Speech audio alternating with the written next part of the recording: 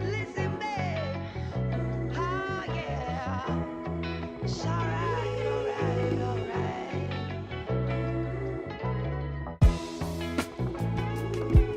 Listen, babe. Oh, yeah. It's alright, alright, alright.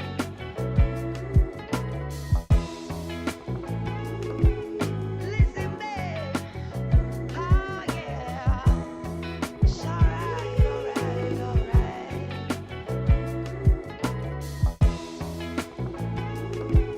Listen, babe. Oh, yeah. It's alright, alright, alright.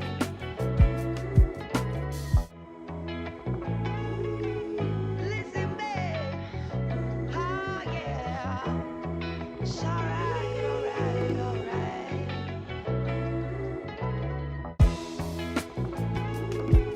Listen, babe. Oh, yeah. It's alright, alright, alright.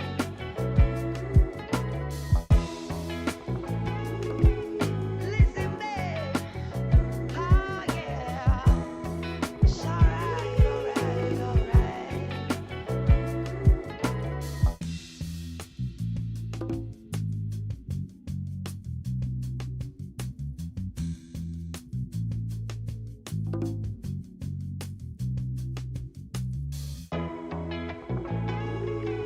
Listen, babe. Oh, yeah. It's alright, alright, alright.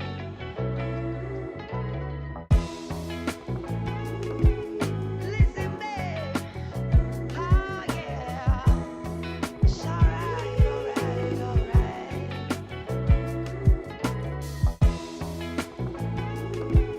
Listen, babe. Oh, yeah. It's alright, alright, alright.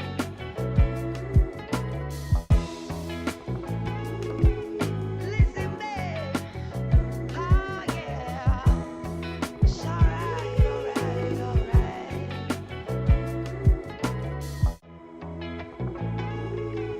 Listen, babe. Oh, yeah. It's alright, alright, alright.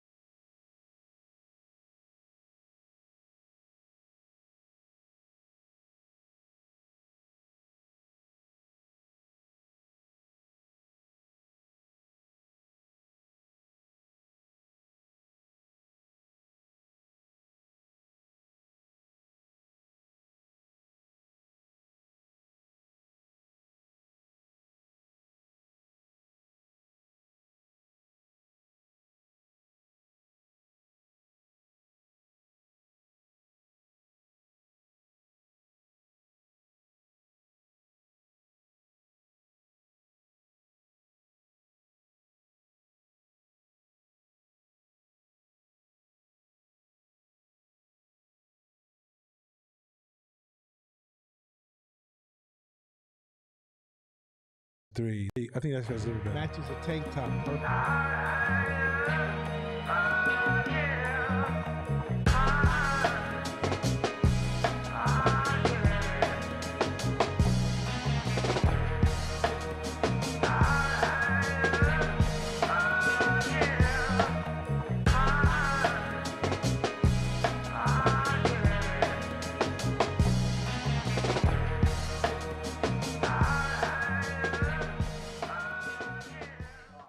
Hey, what's?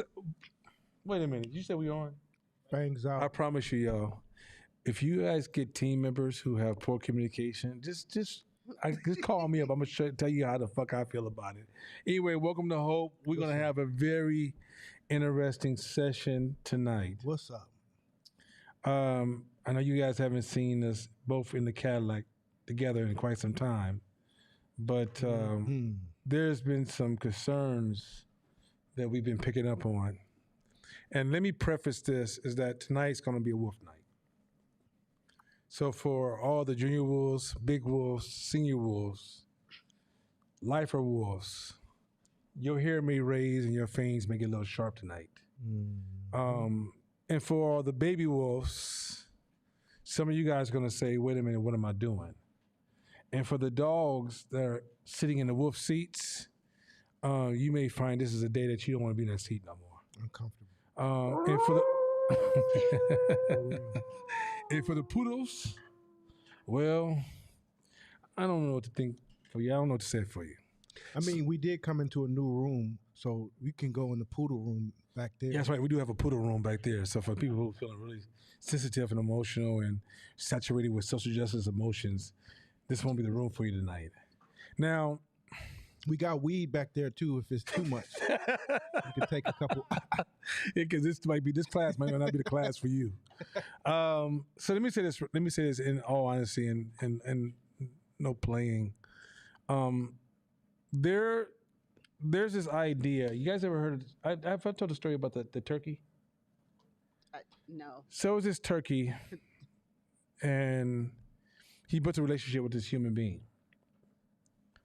And for 1,000 days, the turkey was fed all this amazing food. The turkey was built an amazing relationship. The turkey built confidence, built identity, and built belief in this relationship. And then Thanksgiving came, and the turkey was killed.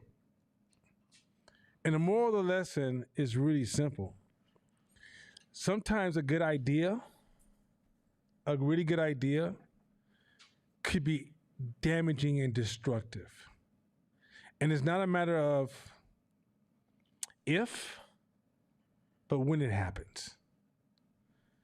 You know, tonight, imagine you have a friend and they're outside and they're crying because they lost a loved one and they have drugs in their hand. And the drug happens to be heroin or fentanyl. And they're about to try it for the first time. Do you not slap it out their hands because you're concerned about how it may come off or maybe hurt their feelings or social justice or it may be the only drugs they had left? Or do you realize that when I slap it out your hand, I'm actually stopping you from a life of destruction? Tonight, we're going to slap some shit out of people's hand. Because, you know, we got this conversation and we noticed this trend. And I think what's happening with this trend is people, and it's happened a few times in this class, a few students, right? And I talked to a few of them one-on-one, but it's also happened to a lot of people that's also online. And the conversation that arose was, I'm going to do a presentation to receive some funding. 5,000, 10,000, in some cases maybe 50,000. And after a while, I noticed that people stopped focusing on their businesses. They actually fell in love with the fucking funding.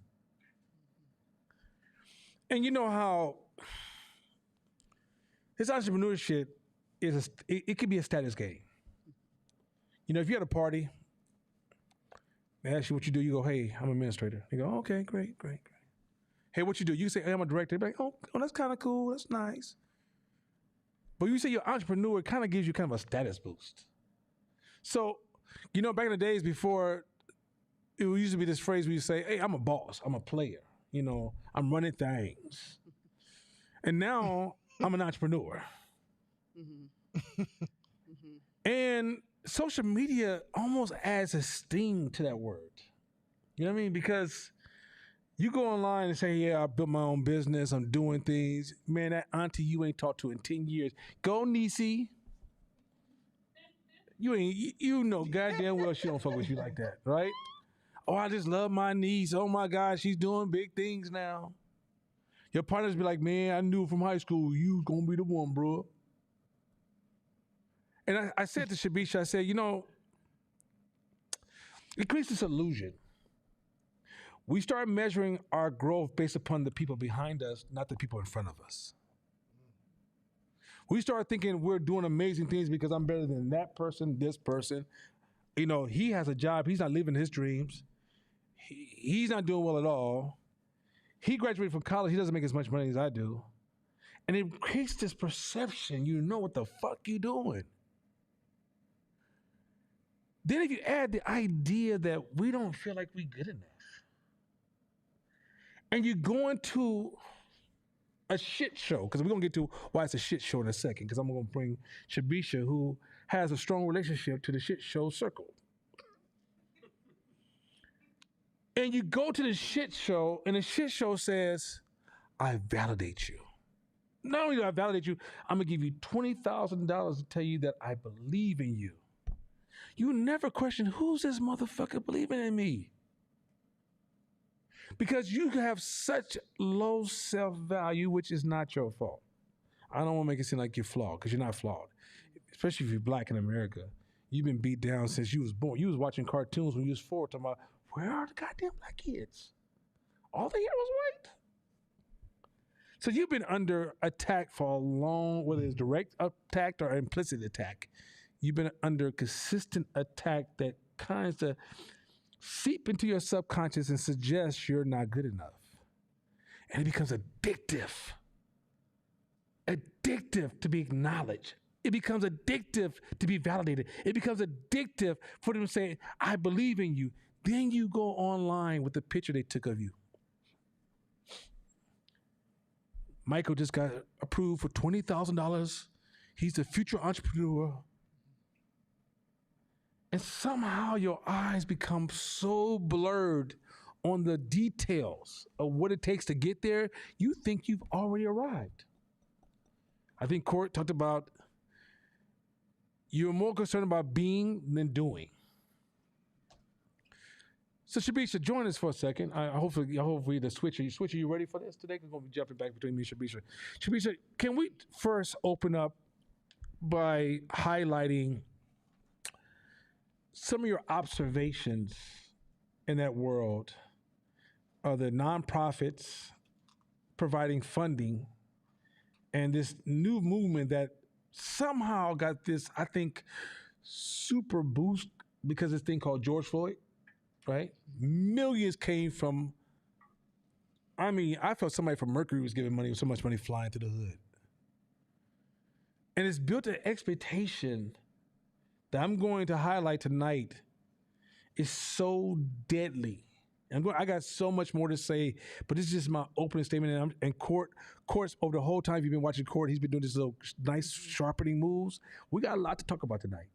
So Shabisha, why don't you just open up and share some insights, how it works, and also perception. I want you to kind of address perception. Go ahead. So I started learning about venture. This is my third year learning about it. It's very curious. And I first got exposed to it by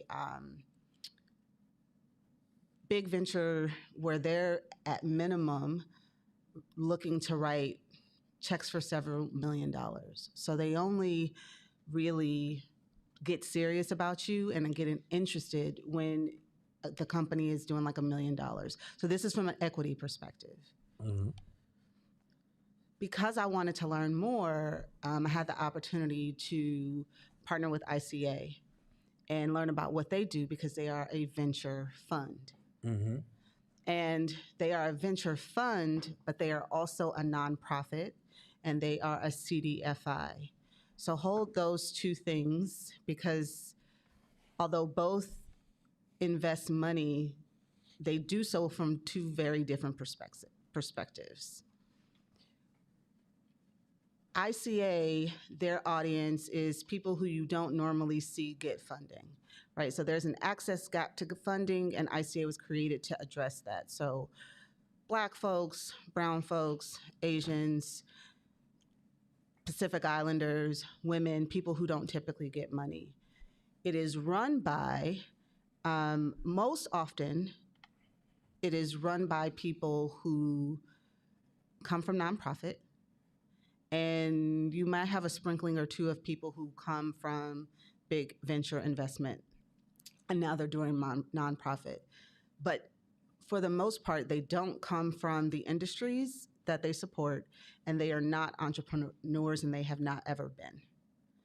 So, and that is all in the nonprofit space. The nonprofit space is where most people from our community first are able to get access to any sort of capital. So a couple of things that I have observed so far.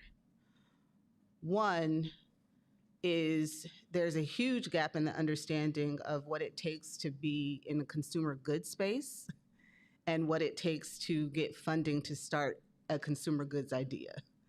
So you can get money, $25,000, $50,000, $100,000, maybe sometimes $200,000 to $250,000 to help you seed your idea, but that is not an indication that you have a market, that you have a customer that wants to buy your things, that you will be successful. It is just them saying, we see enough that we want to give you this money so that you can keep testing this idea and keep learning. But it really has nothing to do with whether or not you have a market, you understand your market, you understand your industry. Most of the time, people come into those programs, they don't really understand how to look at their industry at all. So before I want to double tap things, and I want to make this a conversation, but I want to start first. So, are you suggesting, which I know the truth, but I'm gonna just act as if I'm interviewing you? Sure. Are you suggesting that when Black folks are doing their presentation to receive money, that they're not talking to seasoned entrepreneurs? They are not. Are you suggesting that the people that are giving them money are not deeply invested in their knowledge skills, their success level, or are even capable of advising them in ways to provide proper mentorship? No. Yes, I am suggesting that. And part of that is driven by the fact that those resources are just not there. They don't have them in-house, and they don't have the ability to really bring that kind of skill in-house to be able to offer that to you. So it is a very fragmented experience, and at most you may get 1 to 2, maybe 3 sessions with a person, but that's pretty much the extent of what they can offer. Right. So the nonprofit. So I'm gonna be straight up honest, and I don't really give a shit if it hurts your feelings, but nonprofit business owners, many of them are not entrepreneurs, correct? We all know that. None of them are. And sometimes the labor at nonprofit is the lowest labor in the full market of business. So what we're suggesting is that you're going to people who also, now we all know nonprofits give titles, like you're a director of something, or you're the manager. Manager may actually be administrator in corporate profit world, but in nonprofit they use titles to incentivize people that maybe you could take that title and kind of leapfrog yourself into a better position in for-profit. Am I correct? Okay. Correct. So am I safe to say that although nonprofits,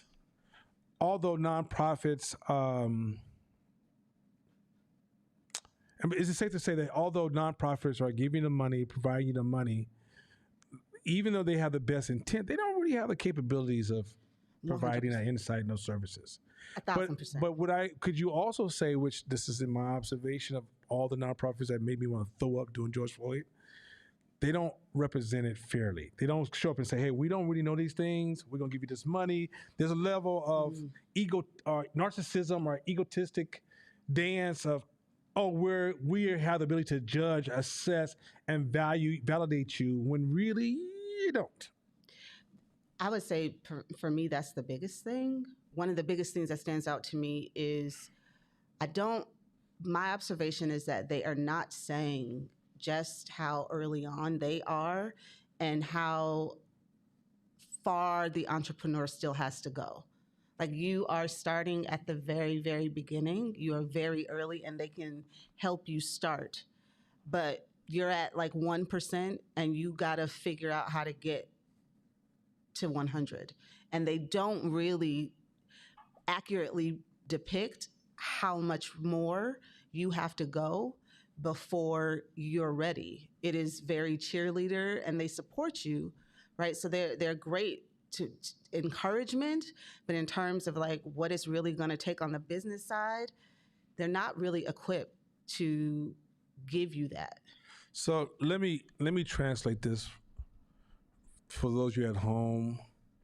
Today I was at the gym and a young man told me, he said, Nana, he showed me these designs for his t-shirt. He says, man, I really love this design. I had this design done. I showed this design to numerous of my friends. And my friends went to tell me how amazing these designs were.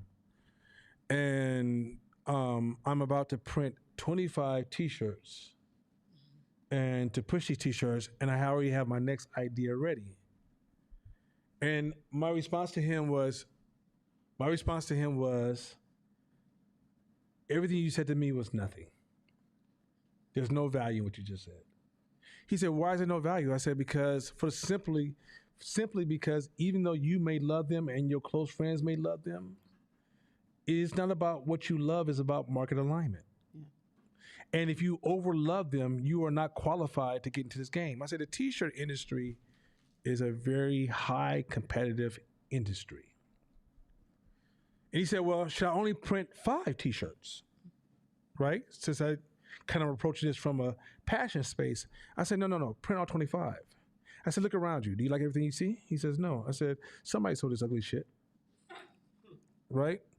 The guard is, I said, you'll sell those 25. You can sell 25 ugly items. You can sell that. You know, friends and family, you can sell that. I said, but really, if you sell 25, does that mean you can sell 100? If you sell 100, does that mean you can sell 1,000? If you sell 1,000, does that mean you can sell 10,000? Sell 10,000, does that mean you can sell 50,000? Sell 50,000, does that mean you can sell 500,000? No. I said, number 2 is that you don't know anything about the t-shirt industry. Nothing. So the reason you go sell those 25 and you use those 25 to learn, and then you flip those 25 and use those 50 to learn, and you use those 50 to 100 to learn. I said, the t-shirt industry is not about you having these award-winning designs. It's about positioning yourself in the market to capture a market share for survival. Mm-hmm. And when you first start in business, you know nothing about your industry. This is why new entrepreneurs, you're not a lifer. You're not impressing nobody. You don't have any circle of competence. People who are seasoned in their industries can tell the newbie when they arrive. Mm-hmm. And when you first get into an industry and somebody allows you to sell a story. To add to that, there are pitch events where you can win $5,000, $10,000, $15,000, $25,000. It's not investment, but you win a pitch event, and they're really popular. So what they teach you is you tell your founder story. Trash. I'm just every once in a while. I'm not here to make anybody comfortable tonight. Trash. Keep going. Tell your founder story. State the problem, state your solution. Trash. And what they teach you is how to pitch well, right? And they teach you to do that from the storytelling perspective. One of my first things was, what is the business case or the thinking, the assumptions to back any of this up? And there you go. That's not a thing that most of those pitch events are not rooted in having you have to show your thinking for anything. It's just how well you're able to tell a story. So if you're charismatic, if you know how to anchor people in a story of, my grandmother or my mother or my things, all the things you don't have to have a business case because they're not invested in your performance and they're not invested in your growth. They're just wanting to see who tells the story the best. So what I've been challenging people on is like, I don't know who your customer is. I'm not really sure how you're going to get from where you've been to where you are. You're planning 20 times lifts and growth in your business. How would you do that? And they can't answer it. But they haven't also, they've maybe gone to 4 or 5 different accelerator incubators, and no one's ever asked them to justify the business case for their idea. Why are you just now being asked to do that and you're 5 programs in? You know, and what's so funny is that if you go to a venture capitalist program where they train you, Man, first of all, you're going to get turned down hundreds of times. And in that hundreds of times, they'll also be part of a mentorship program where you're learning and getting turned down. Number 2, once you receive an investment, people, you receive a partner. This is what kills me about this George Floyd donation money, this Black Lives Matter donation money, this somebody finally saying, oh shit, we got to do something about the black community money, is that if they're not trying to be an investor, it's sympathy money. This is called what the fuck it is. Now, don't get me wrong. If a wolf gets sympathy money, let me tell you what a wolf going to do. It's going to be their runway money, right? They're not gonna, no, it's not going to be the operational money. It's the runway money. Or it's going to be, they're going to wait till their business is at a point where they willing to bet on an investment they will put their own money into, and they may take a portion of that to invest in that, right? But it's not going to be operational money. It's not going to be research and development money, right? It's not going to be logo design money. We know people who, one of the trainers you was talking about how a lot of people, when they receive the money, what do they spend most of their money on? Marketing and branding. And when I say, what does that mean to you? What I discover is you don't know marketing or branding principles at all. So you can't articulate to me what that means to you. What they articulate is what some unethical person at an agency who knew that they didn't know what it meant told them, and they charged them a lot for it. Oh, I got so many of those stories. It's ridiculous. So ridiculous. So marketing and branding are the 2 things that people spend the most money on, in the belief that if I spend this money on these ads or with this person who knows marketing, A, I don't have to know it, but B, they're going to find the customers for me and I won't have to do that. Because I'm not good at that. Let me give you a solution to that so we can bring some clarity, because there's a side, look, you can see that Cord is about to take his asthma spray because he's hyperventilating over because he's so like, what the fuck? When you first start your business, you remember, I don't know, was it last year or this year, I said, go sell some shit. Your first move in business is go sell some shit. And it's such, I've seen it without the funding, where somebody will spend money on an LLC, right? They go get, okay, it's the same. Okay, let's make it simple. I'm overweight, so I'm gonna start working out. So I'm gonna go to the store and go buy all the fancy gym clothes. I know about these $300 gym shoes, to the point that I still ain't got on the treadmill for 5 minutes, but I spent all this money with this promise that if I buy all this stuff, somehow it's gonna make me lose weight faster than the guy who walked in there in sweats from 5 years ago. When you're in business, you have to learn the market and you have to learn entrepreneurship.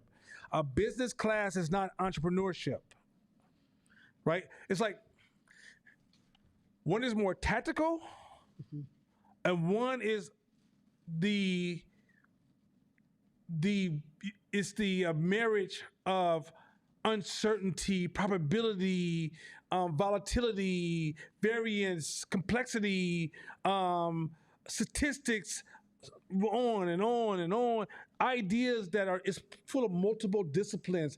I had a young lady who joined recently Fight Team Media, and she says, oh, this is cool, all this philosophy you guys are talking about. And I said, no, it's not philosophy. Business is philosophy. There's no way of separating the two. We're always processing. If we're not if we're not analyzing every step we make, we're going to exhaust ourselves by copying bad methodologies because we never took time to review our approach, our methodology. So what we keep doing is just doubling down and trying to add more labor to it and add more time to it, more money to it to eventually drain ourselves as well as the business. So we are always in a very philosophical space, right?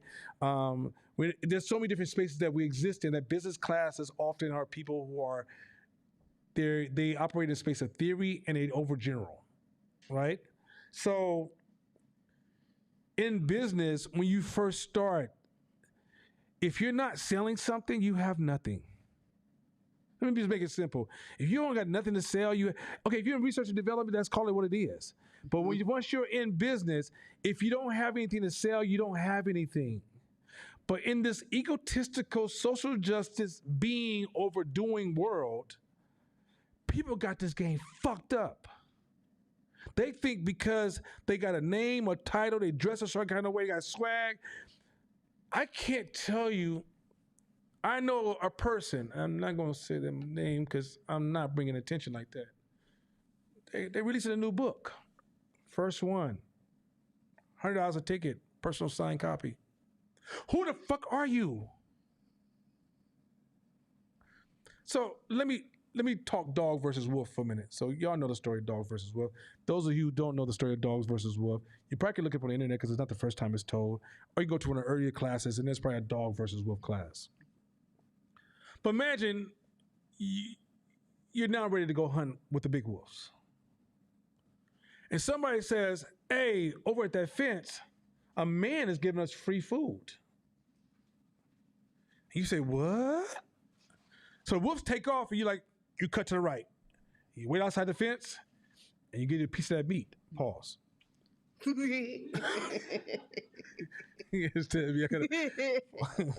That Damon Dash.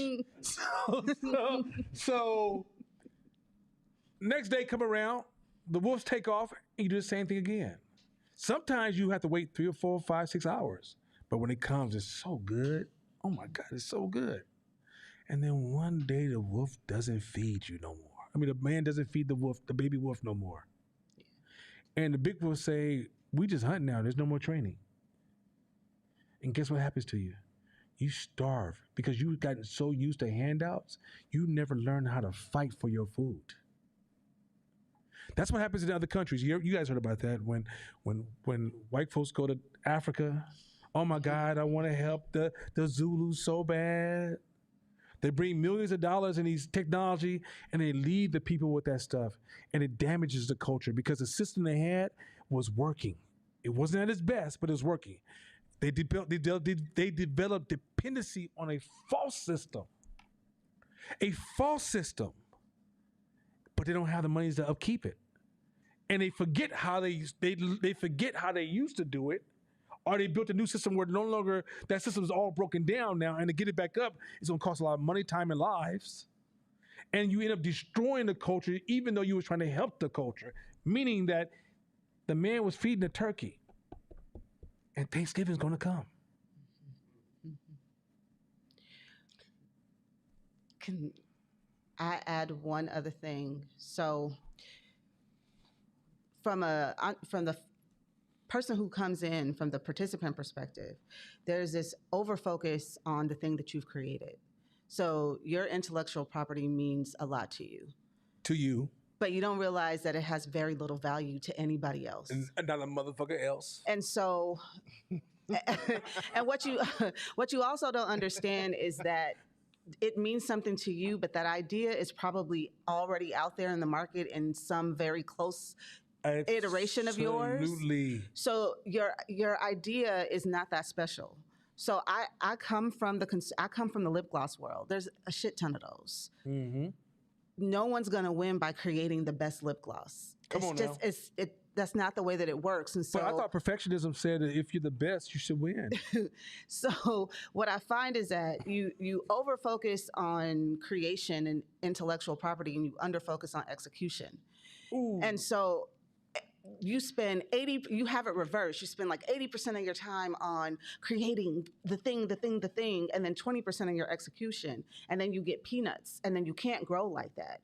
And so you don't understand how important execution is to your idea, A, getting out to people's hands, and B, actually growing. And so when I ask, how's it going to get out? That's the thing you tell me you're going to farm to somebody else. You're creating a very fragile business if the only person who knows how to grow your business is somebody who doesn't even work for your business. And the only thing that you can do is create. There's no value to an investor. There's certainly no value to a customer because you don't even know who your customer is. So reverse that shit. Like today, this whole thing about this is so great and my idea is so great, it's probably not that great. No one gives a fuck. But your execution and your learning is so anemic. You have nothing. You don't have a learning agenda. You don't know how you're going to get Fuck there your because feelings. you don't know who it is. Fuck your And you don't emotions. feel like it's important. So if I say learn how to grow, you say I just want money to do what? Because all you're going to do is reinvest it in creating. No one cares. So you're going to be the best kept secret and you're going to be broke because no one's going to have it and the idea is not going to work. I got so many ideas. Man, jump in there, bro. That was fire. That was fire though. That was fire. This is what I'll say. Entrepreneurship is an art. Art has to be mastered by the entrepreneur. No matter where you start. So if you are an artist, but let's just take drawing, for example. Maybe if you started drawing pictures when you were 3, 4, 5, that picture, from the grand scheme of things, was a trash picture. Trash. It just was. Now that was standing on your shoulders like, It just was. If you're a 5-year-old and if you say, "Mommy, what do you think of my picture?" and you had to be 100% honest, from an art perspective, it's trash, right? But you say, "That's beautiful, baby. Keep it up," based on perspective, their age group, and you know they have a long trajectory of time where they can get better. mm-hmm. Over time, if they really are serious about art and they really want it, 6 years old, that picture's gonna come, that well is gonna start looking more like a well. Then you'll see water and you see details in the well. By 7, 8, it has a fin now because there's more details than you can see. By 10 and 11, that well's starting to look realistic. Wow, this is amazing. You did this? That's when you start to get the you did this. Wait, you did this? Yeah, I did this. Wow. If you for real serious about art, when you 16, 17, 18, now that well looks like it can jump off the page. Mm-hmm. And you're ready to make some money. There's people who will buy it from you. Right? That it takes years to get to that. Of fine-tuning details, sensory acuity on the details. You can't tell me that at 3 years old, when that whale was drawn the first time, that little kid didn't draw every detail that they thought they saw. They did. You can't say, wait, there's a line here. There's what are those things? Gills or whatever. What's a fucking gill? Like, I seen the whale, this is a whale. Entrepreneurship and selling shit is the same way. It's an art, and it's a very fine currency that you have to dial into based on all these little changes over time, all these little micro changes, adding new details, understanding what the customer wants, doesn't want, adding this color, that color, these things. And it's a growing, evolving art. And we fucking play with this shit like it's so easy. And what typically happens is, because I'll take the hustler any day. Like I'd rather mentor a hustler any day than somebody who comes from corporate world, a high level corporate position, who's stubborn in their ideologies, because it's so hard to peel them away, because those typically will be the ones who win those pitch competitions, because they know how to communicate the language to other corporate minded people who are the judges sitting in those tables. True story. Whereas the real entrepreneurs, the ones who've been selling candy and this and that and maybe some other shit since they was kids to survive, who know how to make money, they presentations ain't that good. They ain't that charismatic, but they know how to make bread.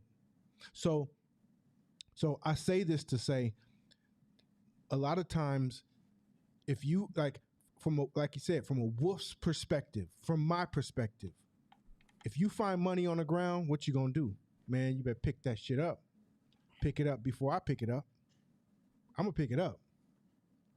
For sure.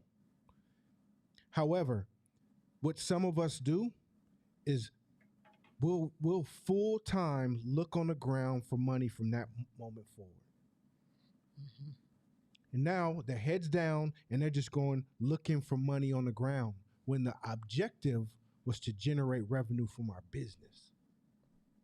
So like that's the name of the game. So if I come to you and you immersed and you spending all your energy going from pitch competition to pitch competition to this one to that one to this one to that one to this one, and you're just trying to get money, you're not running a business no more. You're pimping the system. You're pimping the system. And really pimping yourself. And what's going to typically happen is by the end of this year or next year, sometime soon, all that shit's drying up. Then what? It's already starting to dry up. Then what? Then what?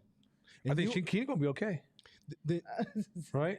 I think she's gotten used to eating out there in the woods, so she's gonna find her meal. But poor, then what? Poor everybody else. If you ain't been practicing eating, if you ain't been practicing hunting, if you're not seasoned in the art of being an entrepreneur, then when that happens, what's gonna happen? You gotta understand the name of the game. You can't skip the fucking steps. You can't. Now, I'm an entrepreneur and I'm in a business where I'm always raising money. I'm always raising money. Absolutely. Always raising money and looking for the best terms and the best partners and the best equity positions that I can get. However, my money comes to scale. I raise money to scale. I build my model. I prove it works. I grow to the capacity where my machines gets tight, and I can always take the returns of my investment and put it back into my company for that next year to grow. But I'm always looking for money to help make my growth to scale out faster. That's what businesses like mine do. However, it's a completely different ball game from what I see a lot. Last story. Before I started Courtsmith, I was trying to find what I wanted to do as an entrepreneur. And I had a mentor. Fucking I love this dude. I'm trying to navigate being fucking flat broke and building my idea and trying to survive with a family and 2 kids, but at the same time get some momentum in my entrepreneurial venture. So I'm in that stage right there. So my wife at the time says, look, fuck this entrepreneurship, get a fucking job. I'm sorry, done, I'm over it, go get a job. So I'm like, okay, I'm gonna go get a job. So I put some resumes out. See, resumes. See, sending them. Man, one fucking job called me back, right? So I'm like, I got this, no worry. I walk to the interview like, yeah, whatever. Yep. I'm hella cocky. Like, I'm trying to get kicked out the interview. They called me for a second interview. And I'm like, what the fuck? It was a written. The next one was a written. So I skimmed through it, walk out quick. I do good on the written. I'm like, I'm trying not to get this job. But it's making her happy because she knows I'm looking. Like, I'm trying to rev up my entrepreneurship in the meantime. Like, so last interview, you have to interview with the crew that you'll be managing. So I was managing like a power plant or something, and the crew that I'll be managing interviews me. It's nothing but black and Mexican brothers, OGs, all Raider hats out, Raiders. And so we just end up having a good ass fucking time, right? And I'm like, so it's between me and another guy, and it's like the typical guy who looks like he run a plant, white dude, older white dude. So I'm like, I know this guy got it. Man, they offer me the job, and it's like $140 a year. So I go to my mentor. I said, what do I do? This will bring me back. This will get me back on track. I can pay my bills. I can get my credit back up. You know what he told me? I can't tell you what to do with your money or with your family. He didn't say the word wolf, though. But he said, don't you think that'd make you a little too comfortable? That amount of money. Ooh. So if it was 50, 60, that's no money to an entrepreneur. But that you'll have time, you'll have extra, you'll be saving, you'll do all these things. And how many hours a week is it? It's like, man, it's 60 hours a week type job. He's like, there's no time for you to work on your entrepreneurial shit. So I can't tell you what to do because I would never want to take money out your kid's mouth. However, are you a wolf or a dog? Hey, thank you for the opportunity, but I will not be taking this position. Went back to the fucking EBT and grinded the fuck my way back up to building my business. Now, I'm not saying that that's what you do, but the learning how to grit and grind and grow and build off of one fucking t-shirt and play with my money and go back to taking losses up to now, regardless of whatever money I raise, that's embedded in who I am. So you got to get that piece. I had a wolf in his class. Hey. Mm-hmm. And this wolf told me she's talking to another student in his class. And the wolf said to me, I hope she fails. That don't sound like no sense of justice, does it?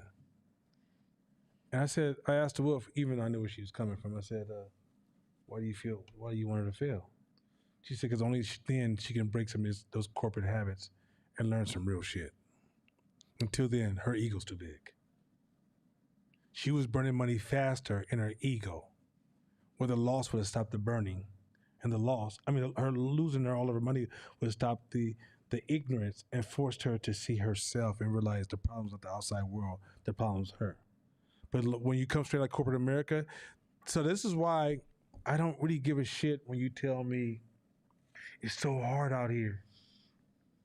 This entrepreneur shit, the hard shit is to break the bad habits. Often things are hard because you're trying to use poor methodologies that are breaking and you're bearing the weight of those bad decisions. And you want to blame the outside world. You want to say it's so hard out here.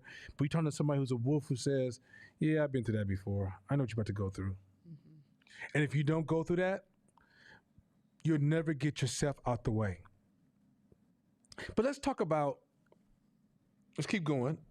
Let's talk about when they do get the money, who they become, how they walk around.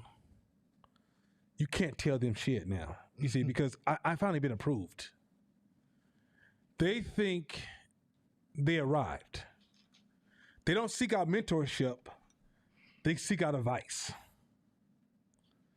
They rush to social media with the picture they took when you won the award of $50,000, and they make this news article and they kind of share with everybody. And at this point, they think they qualify to run with the wolves. Can somebody tell the dog to get out the wolf chair? You can't touch him. Here's a real kind of heartbreaking example for me. So I'm talking to this company when they first came out of the gate. They came out on a tear. Every year since the past 3 years, they have been downtrending by double. Ooh. Every year. And so I asked them a simple question: what's your year to date? What are you projecting you're going to do year to date? It was a third of where their highest year had been. So they, one has a background in brand, one has a background in like financial something, and they are pitch event winners. They have won several. They're on lots of websites. If I were to tell you who it was, which I'm not going to do, if I were to tell you who it was, you would see their faces because they win pitches. They win pitches. They get awards. It was only when I sat down with them that I realized they said, this is not working. And if we don't turn this around, we're going to have to fold it because we're downtrending. So, but in front of everybody, because this entrepreneur thing is like, I know it all, right? They know everything. But when you actually look at their numbers, they're downtrending and it's bad. On top of that, all of the money that they have won, they invested in, clean stuff. So biodegradable, all of these things that are good for the environment, good for the thing, good for the thing. And I said, well, who's your customer? And how much are you charging for this product? They told me what it was. I said, well, here's the thing that we know about that kind of investment, this clean thing. It only matters at a certain level of disposable income. Anybody under that, that's not a decision maker for their purchases. So if you invest in that and that's not something that is valuable to your audience, then you've invested in the wrong things. And they were like, our cost of goods is really high. I know it is. And based on what you're selling it at, whoever is buying this does not value those things. So they took all of the money, invested in something that wasn't in alignment with their audience values, and they lost their distribution. They had wholesale distribution. They lost the majority of their accounts. Now they're basically selling online, and they have a whole lot of very priced up, very expensive things that they cannot move, and they are doing less than they were when they first started. You know, my mentor, first lesson he taught me, the first lesson I learned from a mentor, the first time when I first started getting mentor, when I first started turning my mentorship to become an entrepreneur, he said, never, ever subsidize weakness. Never, ever subsidize weakness. Because all you're going to do is build a shit show. The reason you don't subsidize weakness is because you're repeating a bad lesson to somebody, even to yourself. And so it's critical when you're getting this money and you're in these early stage of business development, they're subsidizing your weaknesses. When I was my first 5 years of 510 Media, so we were just making rent every month. Mm-hmm. So we were maybe $80,000 the first 2 years of 510 Media, we probably did $80,000 a year, right? Then we got to about 175, right? So Mashama had this friend who was playing overseas basketball, and he had $300,000 he wanted to invest, and he called Mashama since it was his best friend. Do you guys need $300,000 for me to invest in your business? So Mashama needs to meet. Hey, my boy got $300,000. He wants to give it to us to invest in the business. I looked at my numbers. I said, what the fuck am I gonna do with $300,000? I can't make it back. I don't even have market share. What the fuck I'm gonna get through $300,000 for, right? What you'll find some people start doing so they get the money. Oh, you know, it's this G-Wagon you can get because it's going to help you on your taxes, and it's only going to take a small portion of the money you just received. And you just gave somebody lottery money, and you want them to work like that. Struggle makes us who we are, right? And so I didn't take the $300,000 because I haven't cornered the. I don't know. I didn't understand enough about the market. I'm new to the game. Whatever I can scratch off the bottom, it was making me that entrepreneur I needed to be. So it's amazing the entitlement. That motherfucking entitlement. Do you know there's people who cuss the people out when they don't give them more money? True.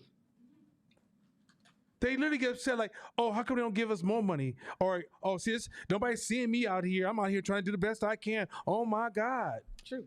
It's a cold game. No, go ahead. I come from. I did some time in Silicon Valley, so I've been around and been in rooms and been in meetings where people were bringing business plans that were written on a napkin and getting checks written at the restaurant. So we hear those stories, right? Those are the 0.0001% of the story. For sure. But those stories are the ones that get magnified, and we think we deserve that kind of treatment, right? Life ain't fucking fair like that. Life ain't fair. So what? So in our world, if we don't master our craft, if we can't hunt, then we don't eat. Period. If we can't hunt, we don't eat. And if you're not learning how to hunt, then regardless of whatever happens outside of that, anywhere outside of that, you're gonna lose because times evolve, change, everything. I was watching this video today, and it was a duck, cute little duck, sitting on the away from the other group of ducks that were walking in the area, and this duck was just sitting kind of in a serene place, minding his business, chilling by itself. And a falcon flew from the sky at the speed of a bullet and killed this duck. Just and the duck turned over, died. Falcon walked over with his legs and started eating it. Oof. And I'm like, what the fuck? That's I'm like, oh yeah, it's the wild. Oh man, come on. Can we okay, this conversation needs to be harsh because I think in a sense social justice has softened the way the world looks. In the wild, no one gives a fuck about your stories. No one gives a fuck about your kids, your feelings, your money. Okay, let me help some because some of y'all kind of y'all might think, oh, nada, oh, whatever. I don't know what that means. Let me keep it 100. Those of you who own houses, don't pay your mortgage. See if the bank says, oh, we care. Don't pay your rent. Oh, we care. Don't pay your car note. Oh, we care. As long as you're paying that car note on time, oh, hey, man, you walk in the dealership, hey, what's up, baby? We know you one of my favorite people. Stop paying that goddamn note, walking that same car dealership. They all rolling their eyes at you. Oh, somebody be with you in a minute. Never show up. No one gives a shit. You are not entitled. I heard there was a person, they're not in this class, that somebody blessed them with access to like entry to the market. And they said, well, I wanted this market. Like it gets to the point you develop such an expectation in the market that you want people to give you what you want. Now, if somebody gave you 10 grand, first of all, I'm not going back expecting to ever come back again. That's first of all. If somebody gave me 10 grand, first I'm gonna be nervous. Like, what the fuck you give me 10 grand for? Right? Like, hey, I don't do those kind of things. You understand me? And then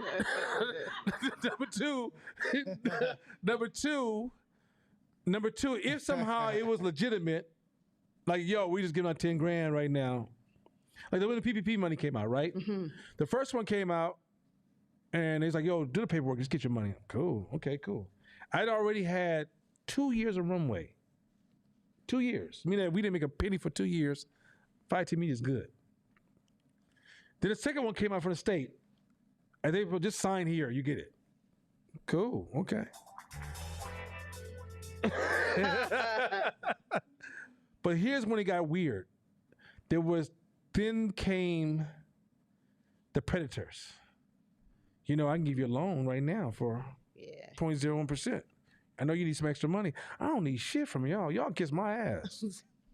See, because I saw you trying to, you took this rhythm where the government was really trying to support the infrastructure. And then the predators came along like, well, since they came through, won't you come holler at me?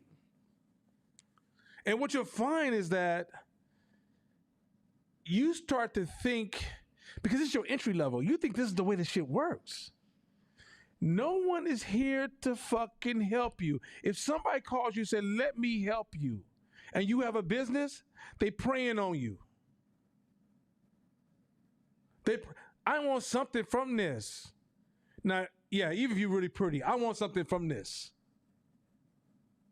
Ain't nobody coming through about to commit hours, money, and resources to your business in the name of, I just want to see you soar. Mm-hmm. They want something. It may not even be today. They want something a little bit later on. Or maybe tonight. They want something. Right? And so this whole idea that somebody's supposed to give to you. Also, you can never earn people respect based upon dependency. Simple rule. To negotiate from a position of weakness is to submit. So you're depending on these people to give you money? Welcome back to slavery. And you're playing the lottery. Yeah. So it's not even guaranteed. You're playing the lottery.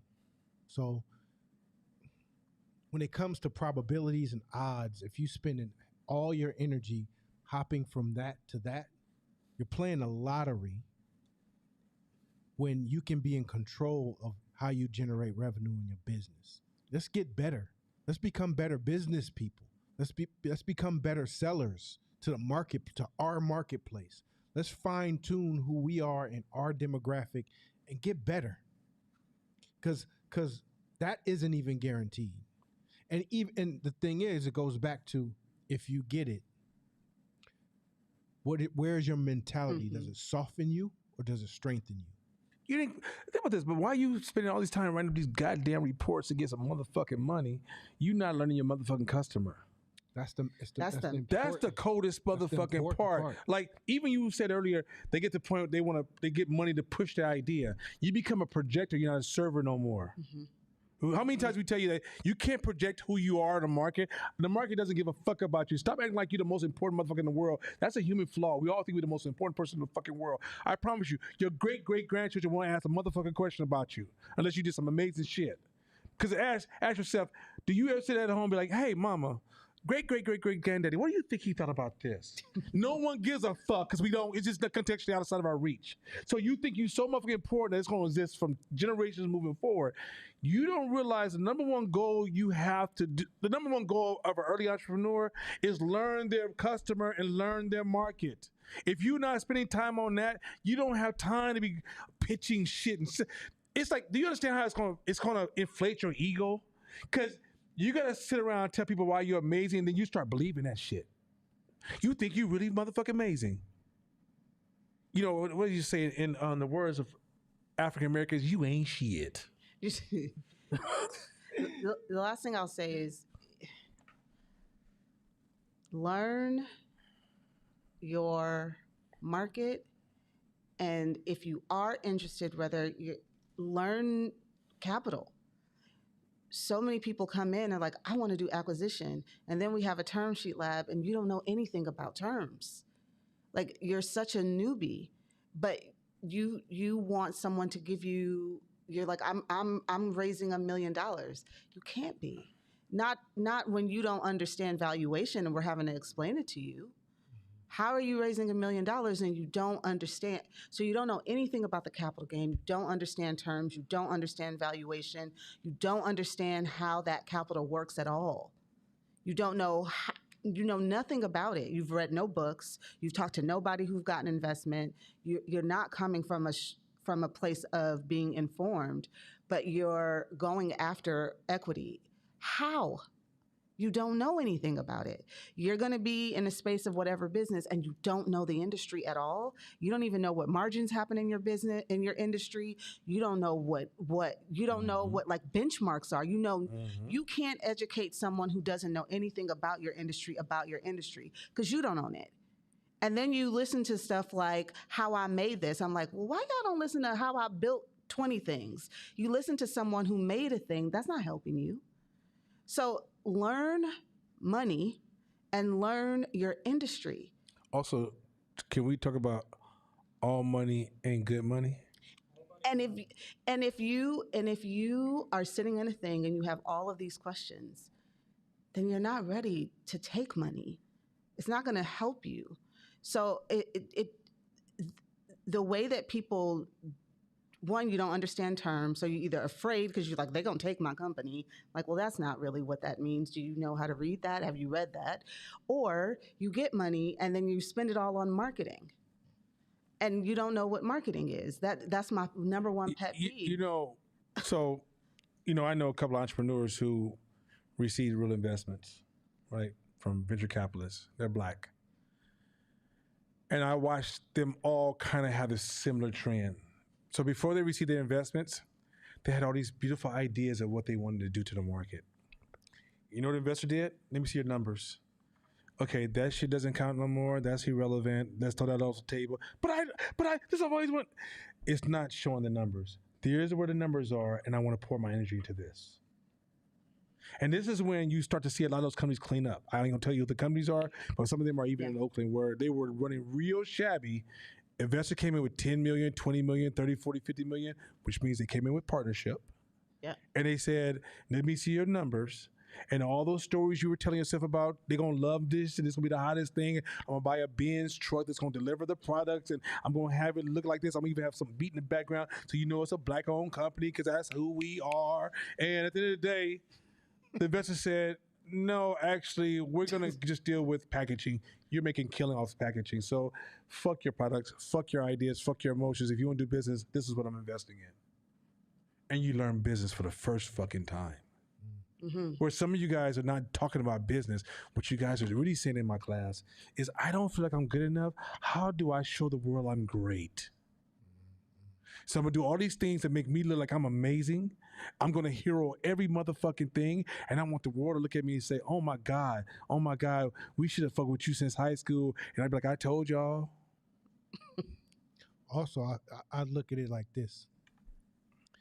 A true wolf is going to look at value for value when it comes to that shit. So if you know there's something for nothing, I mean, there is no such thing as something for nothing. Absolutely. No. So you're always looking at angles like, okay, so what's in it for you?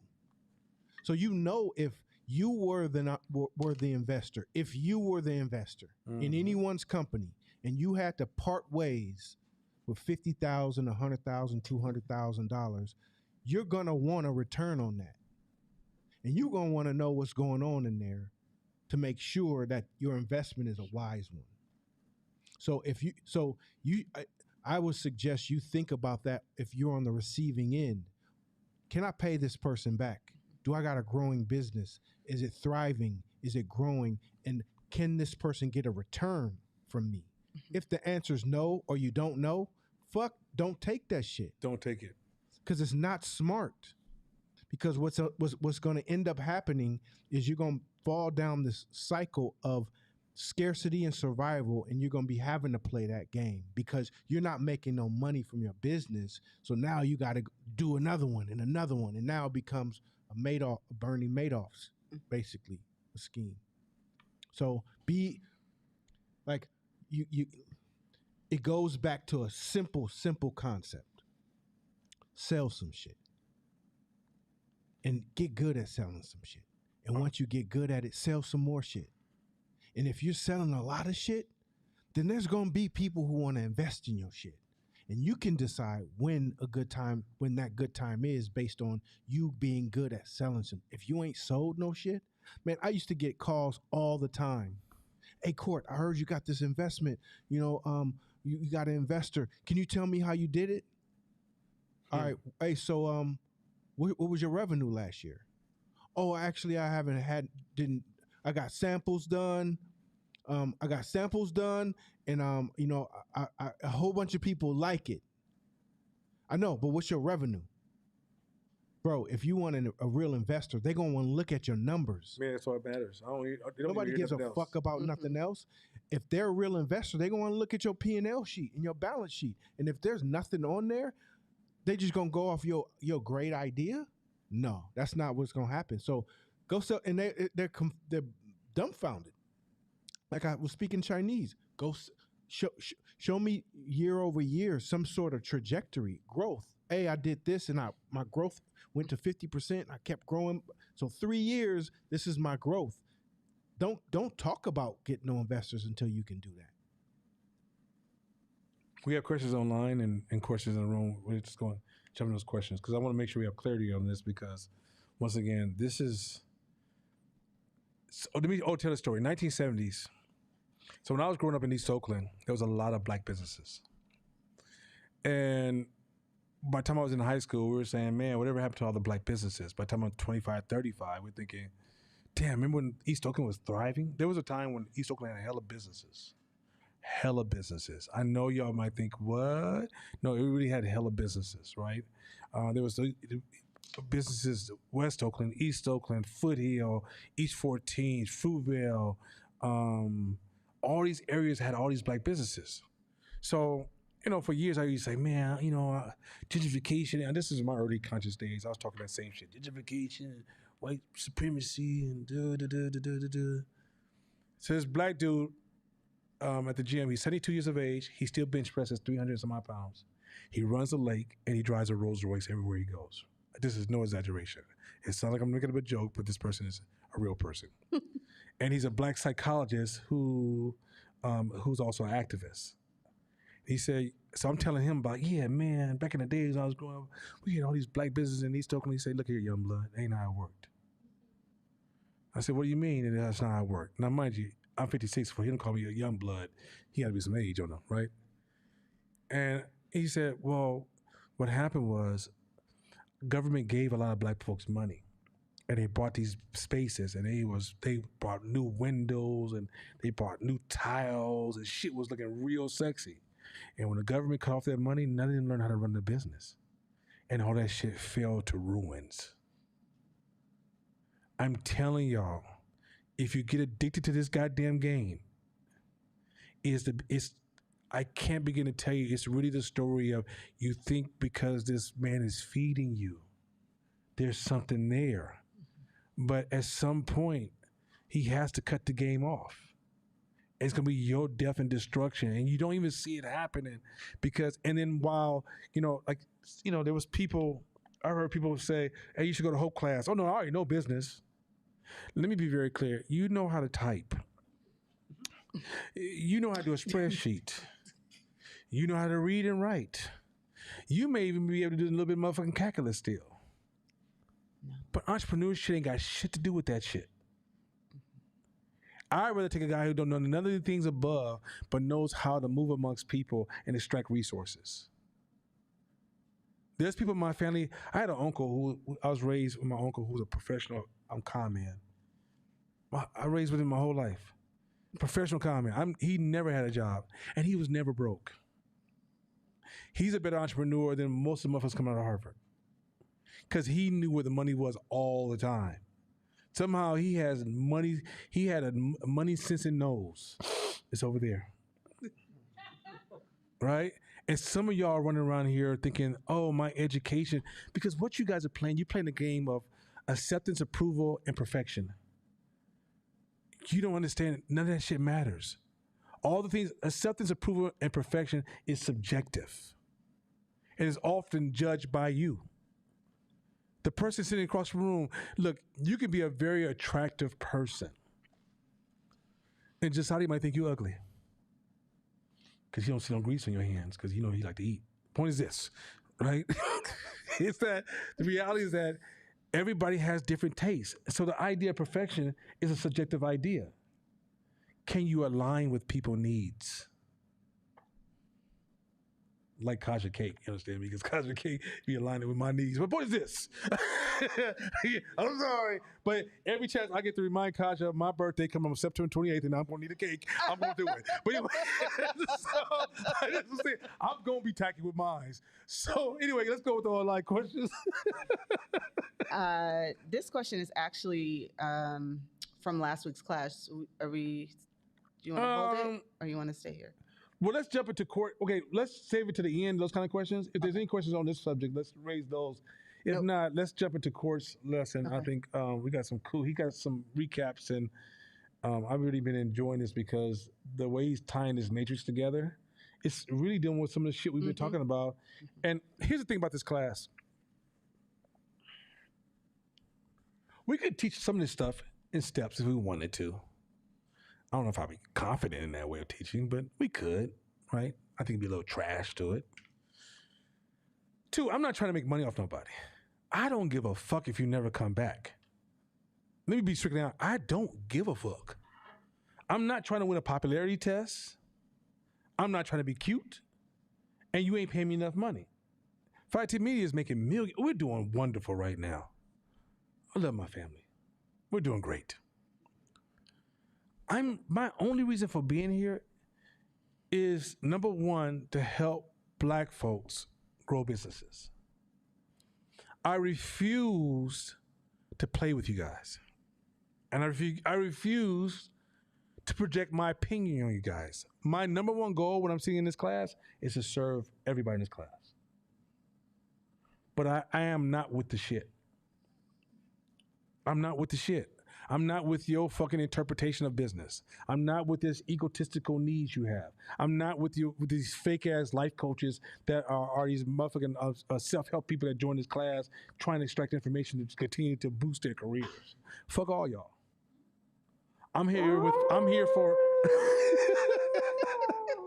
I'm here for all the entrepreneurs in this class that hit us up every week and say we performing. Keep bringing the heat. I need that support. I'm not here for nothing. I'm here for all the young wolves who are saying, yo, I'm converting and I need some support. But I'm not here to play the social media games. I'm not here to make your soft ass nap on the weekends, weak ass emotions feel better. I'm not here to pamper you because somehow you can't get the right person in your life to help you pamper your fucking self. I'm not here for none of that shit. This wolf game requires exercise. There's nobody in this class that's stronger than the other person. Somebody may be more practiced or more seasoned, but no one's greater. And if you don't feel your greatness yet, stop looking at us. Stop looking at motherfuckers across the street. Stop looking at your motherfucking neighbors, your mom and your daddy. Go to work. And if you want to feel that strength, hey, I don't know if anybody ever worked out before and you found this strength.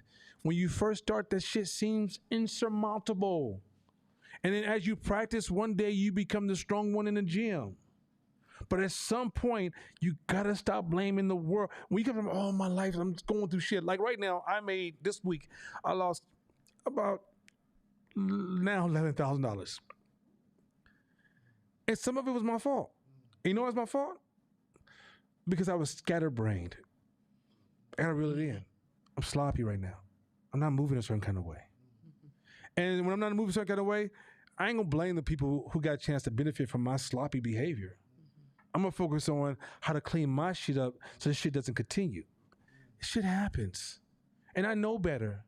But sometimes I get distracted. I want to take care of it. And then you look at me like, no, this is sloppy. Fuck you doing? Right? I don't blame. This is the game. It's called, for those who do this class, radical responsibility. Every fucking thing that happens to you, take 100% responsibility. It doesn't mean it's your fault, but take 100% responsibility because that's how you get your life back. If I was in front of you guys right now talking about, man, motherfuckers didn't tell me this, and I was on this YouTube, this weak ass video, and then this people said this, and then the other day, motherfuckers had me distracted, so this happened. None of that shit. It's all me. And as I get upset, I go, oh, fuck, okay, all right, Nana. Stop, breathe, reset, and get your shit together. But don't sit there and blame every motherfucker on the streets. Y'all ready to get into this class now? I just got to warm up. Any questions before we get started? Go ahead. Kaja never let me down. Give Kaja the microphone. Shakini, you got the microphone hidden? Or Jasadi? Jasadi, pass the microphone out the grease on there. Pass that one over to her. Thank you, Jasadi. Don't try to decide. Just give her the microphone. You was just talking about cake. Just go ahead. Don't give him no cake. He don't need no more. So Shabisha, I was paying close attention to what you said about getting to know your customer and getting to know your market. Mm-hmm. I'm in the process of selling something as we speak. Good. And yes, Congratulations. I'm in the process of selling something as we speak. And I feel like combined with the feedback that I took from selling something previously, along with going to similar events, not only just for my own enjoyment, but to watch what they're doing. Do they spend a lot on aesthetics? What's the timing look like? What does the service model look like? But also to be in the environment at the tables with the people who paid to be there, because that's my market as well, right? Mm-hmm. So I need to be meeting, greeting, connecting. It feels social, but I'm really anchoring you, right? Mm-hmm. Where I'm at in the selling something right now is I'm probably I'm approaching 50% capacity, and I got 2.5 weeks left. I'm not sure if I should be paying attention to you implementing everything that your customers said they wanted, so why can't you get the other 50% sold in the next 2.5 weeks, or can you? Or if I should be paying attention to, for what you sold, you need to make sure your focus is delivering excellence to the people who already bought in. So am I focused on who's already here, even though that doesn't represent the number? I feel like I've worked toward, or understand why you couldn't get to that number? Well, okay. So I'm going to start this. I'm going to start my response off in fairness. And this is going to sound like I'm copping out. Then I'm going to give you some suggestions. It depends. And there's so many things that you may not be able to describe in the context of this conversation. It could be too early to really know. What I will tell you this, the 50% you do have, or whether it turns out to be 75% at the end of the day, don't see them as just customer, see them as invisible potential salespeople. How do I convert them into salespeople? How do I get them to the point where they can go and push my products harder than anybody else in the world, right? How do I make sure that I create experience? Because that's where your branding starts. In the beginning, you don't have a brand. You really don't have a brand. It's so fucking hard to have a brand. It's almost close to impossible to come out the game with a good brand, right? Like, I mean, yeah, if you get on a big tidal wave and things are big and things are blowing up and things are moving, you kind of have to have a brand to keep that momentum going. But in the beginning, you have to discover your brand through the process of engaging. Also, too, it could be your marketing, your outreach strategy could suck.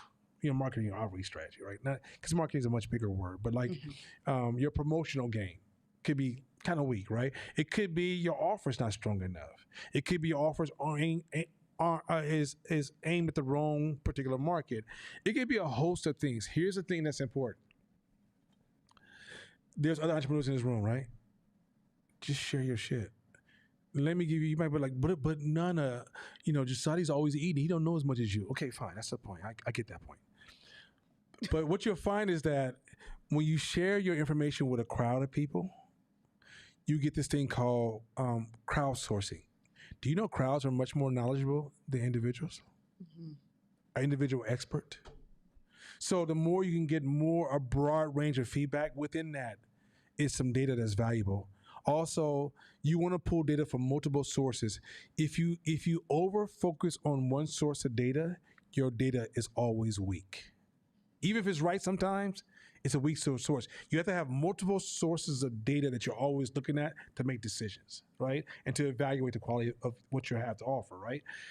And in this process, it is so important you detach your personal self from whatever the fuck you're doing, because it's going to make it hard for you to build that circle around you that you're going to need for that feedback, because you don't feel like everybody's judging me. This is too much. That's what the human brain's going to say. So the more you say, hey, I have no loyalty to this first idea. I only have loyalty to aligning with my customer. And if this shit doesn't work, it will be in a recycle bin with the rest of this shit, right? But in order for that to happen, because sometimes you have to double down on an idea that just hasn't reached maturity, right? That's why I said it depends. It's a much more complex answer. So it's important, hey, crowdsource stuff. Where, okay, hey, listen, can we crowdsource? And you could even have us get behind getting people to pay attention and just give you some kind of feedback. And that crowdsourcing will give you some rich data to start creating a richer hypothesis. Now, you are in the hypothesis game for the rest of your life. And as you start this process out, you're testing hypothesis and you get measuring it and you're tweaking hypothesis. And at some point you get that right tweak and it's really working. But even with this really, really working, it might be a hype cycle trend and it stops. And you have to continue to tweak to keep the momentum going. And even with these monies coming in, you don't spend all your money. Okay, too many of us in business, we think about business as, how do I get the bag? It's not. It's, how do I position myself for a lifelong career in the industry? Mm-hmm. That means when you're making money, sometimes you're just investing in positioning. So yeah, I got $20,000 extra. I'm gonna put $5,000 on strengthening my positioning because I'm trying to play a longer game. Where rappers kind of play the short-term game, which is they chase the bag. They don't understand positioning at all. They get the money, and then some new trend just happens that it's serendipity trend. It's not their fault. There's no reflection. And all of a sudden, they like Jam Master Jay, they selling cocaine because why? They didn't understand that this is about positioning. Where you see other entertainers, and they position themselves so well in the market that the entertainment industry is their lifestyle. They're never going to be broke, right? So what I'm saying to you is that in the beginning, what's sold to so many people who are in the new game, are black folks, is that go get the bag. And I'm like, no, but when you get the bag, what do you do with it? And where do you invest it? right? And so going back to your original question about the customer, getting access to customer, crowdsource some of your marketing, your outreach material, what you plan on doing. Sometimes one of the best forms of market auditing you can do is remove the friction points. And sometimes you won't see something as a friction point because you're really trying to protect yourself. But really, you're adding too many friction points, and it's just too many hurdles. When a person said, "Hey, I want you to come by to my book show," and this is my first book, so I don't even know if it's getting good. Friction point. Oh, it's $100 to come to my book show. Another friction point. And fill out this document. Another friction point. And pay this money with these fees. You gave me 4 friction points for nobody. Guess who's gonna be there? Nobody. And so what I'm saying to you is that knowing that is hard sometimes because we're better at judging other people than we are judging ourselves. And so you have to trust to be crowd. So that's why we kept like pounding you about feedback loops, because as you get further, I called Court the other night. I said, the further you get to this entrepreneurship, most of your personal values don't work anymore. Might be things like, let's say all the values you had on the streets and your household, your family, that shit don't translate no more. It's a different language, different way of seeing the world, different way of moving, different way of perceiving stuff, different way of making decisions. All this shit, all the methodology you use, that shit will keep you as a very, very, very small business. And so you need others to get you into that new space. And so let me encourage just not only you, but everybody, when you're working on something, crowdsource it. And when I tell you your shit's trash, believe me, I'm not mean. Your shit's trash. Like, don't make it like, oh, now I'll be judging me, or no, your shit's trash. And I will ask you first, like, are you trying to have a trash event? Because maybe it might be perfect, right? But if you're trying to have this event and your shit looks like trash, and I'm like, yo, it's trash, the next question should be like, oh, why? And then learn from the experience. But if you go into, no, you don't understand. Oscar the Grouch is my main guest. Yeah. That's not what the fuck I'm saying. Okay. Ready? He's like, and now, Court, take it away. Okay. Yeah, it's like after Suge Knight was like, if you ready, if you don't want people all dancing the videos, come to Death Row. And then the next person after that is like, back to the show.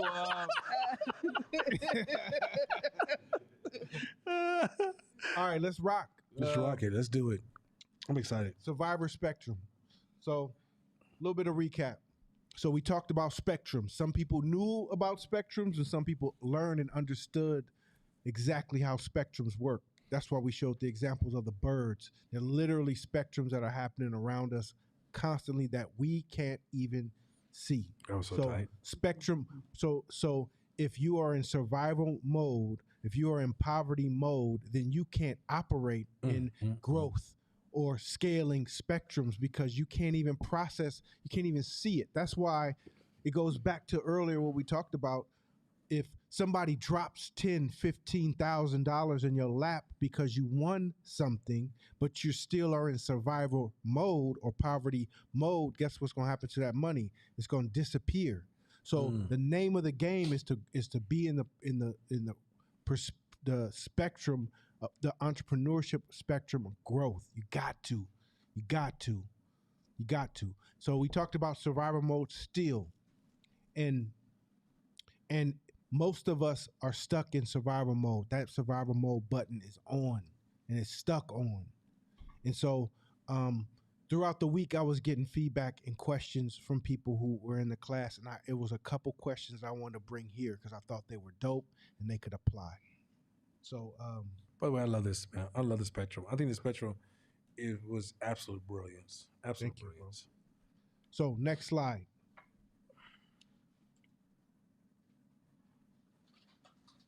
Let's go to the next one. How do you know you are on the survivor end of the spectrum? How do you know? How do I know? What are the clues? When you, like, when you were going through it, Court, you teach the class, you've been an entrepreneur for 20 years, and how come you didn't realize you were on survival spectrum until you wouldn't let the dude in? Because that's the fucking power of being in survivor mode. You're blinded. You're going. And when you don't know, that's why you always have to be acutely sensitive and always learning beyond what you know. Because and we're gonna go into that more, but how can you tell? How do you know? So next slide is here's 10 survivor mode traits. It's not only 10, but here's 10 that I've experienced very well. Number 1, always on edge. Always on edge. The slightest shit piss you off, tick you off, push you, whether it makes you angry, makes you cry, it makes you horny, you're always on edge. Your self-control and your self-discipline is so weak that you're on the edge of some kind of emotional outburst breakdown. That's just male, female, don't matter. Always on edge. Man, man, you disrespect. I'll slap this shit. Always on edge. Always on edge. You one step away from slapping the shit out of somebody, telling somebody off, going off on somebody. Always on edge. Second, lack of focus. You can't focus on nothing. You get distracted easily. You go from one thing because your brain, you got a trillion things to do. So the minute you get going on this one, oh, I got to do this, and now you got to do this, and you've done none of them because you can't hone in and dial in on your thing, because in your back of your mind, time is ticking, and you don't got a lot of time. You got to go. Number 3, memory. Can't remember nothing. And I mean, that could vary because my short-term game is fucked up anyway. So whether it's scarcity, not whatever spectrum I'm on, whatever I said 5 minutes ago, I got to go back and look at the tape. So, but if it's different, like, damn, I just forgot. Where did I put my keys? I just had where the fuck is my key? I just saw them. Because when your brain starts just skipping, it's panic mode. It's trying to figure life out just like you, and it's jumping, and just blocks of memory, chunks of memory are just missing. It's another sign. Next one is you're caught in the micro. You're caught in the now. So all the stuff that's 20 feet in front of you, that's all you can see. There's no strategy. There's no planning. There's no macro. There's no meta. It's you're just caught in the minutia of all the stuff you got to do right now. And that's why, little side question, like, well, you said you figured it out. Like, how come you say you're still getting out of survival mode? Is because in those times when you caught in the micro, you throw yourself into all this stuff. Now I got to do it. I got to do it. I got to do it. I got to do it. I got to do it. So now I have to back out of all those things, and I can't, so I have to, I checked myself in the game of chess. Like, so I didn't checkmate myself, but there's certain things that I inserted myself in that I have to replace and delegate, which I've been doing, which is giving me more time. So you caught in the micro. Next, everything urgent. If you wrote a to-do list, all of the stuff on your to-do list is due today and right now. That's real. Number 6, and you are the only person that could do the job. You're the only person that could do it. No one else. You got to do it. Another one is lack of care. You'll start noticing shit around you start looking raggedy. Car dirty, house dirty, laundry piling up, fucking spit all over your laptop. You can't think, like, fingernails is fucked up. Your hygiene you're just slowly eroding care around you. Your house, the outside of your house, the car. Like, look around. Also, if your phone is on 1%, your car is almost ran out of gas, You too busy to get gas, charge the phone, and all that shit. That you're in the thick of. You're stuck in survival mode. Mm-hmm. You too busy to get gas. Always charging because you're always at 1%. I'm touching some chords around this motherfucker. Hey, this is on point. It's real. It's real. Second one is, the eighth one is there's no joy, no fun. That was a big one for me too. Once I realized that I was in survival and I started going hindsight, I started going through all these things like, oh shit. Nothing was funny. No jokes was funny for me. It wasn't cool. Mm-hmm. I wasn't I couldn't engage. Mm-hmm. It was shows, TV shows, nothing. It was everything was fucked up because life was fucked up. So y'all over there laughy, jokey, man. I'd hear laughter in the office and I'm like, the fuck they laughing at? Wait a minute. It's true. It's true. You're stuck in survival. I was stuck in survival. And you've positioned your life, number 9, where the margin of error in everything is so slim. So slim. Time, situations, the slack in your life has narrowed down to this tiny little line to where you leave yourself, you make it very easy for shit to fuck up. And that leaves you to 10 where you have no time. You ain't got no time to do nothing. Before she says something real quick. So my wife left for 10 days. And Tennille went on vacation. And I'm in survival. That's literally why I lost 10 G's this month. Well, see, okay, 5 of it is just kind of like part of routine, right? But the other 6 is really like I literally like, oh shit, goddamn, shit, I mean, like it's been so much of that this week. It's been so bad, and it's like every once in a while I may play 2K to relax my brain. Like I don't smoke weed, I don't drink. That's like my way of. They will play one game of 2K. Okay, cool, right? Win or lose, I'm good. And I ain't even looked at nothing. I don't want. Hey man, I've been straight walking around. I spent 1 hour last night walking around thinking about what I needed to do.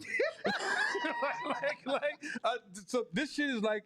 I know y'all think this shit is like This shit's so real. Okay, have you been around somebody around survivor mode? This one that you said I think is crazy. But it kind of like rubbed me the wrong way. But then I realized it's a trend. Have you been around somebody who's in survivor mode and try to cap on them? And they be like, I don't play that kind of shit. Right.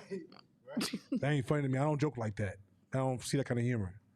And you don't realize they're really in survivor mode. It's not that because when they come out of survivor mode, if you watch them long enough, they come out of survivor mode, they might be pretty fucking funny. Mm-hmm. But in that space, ain't none of that shit funny. Right. Maybe, hey man, we telling kind of shit, man. I grew up hard. You're like, fuck, dude. Yeah. So go ahead. And I just real quick, I see myself in Shakina a lot, because when Shakina gets in survivor mode, stay the fuck away from her. You know what I'm saying? Like, fuck you. I'm hella mad. Get away from me.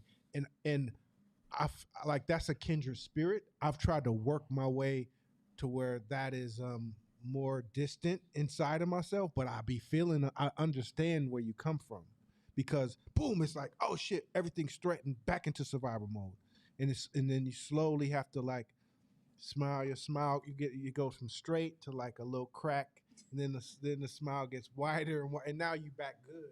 But that's literally you moving from one spectrum to the other. So let me give her a compliment to her. She called me today. She has had a crisis.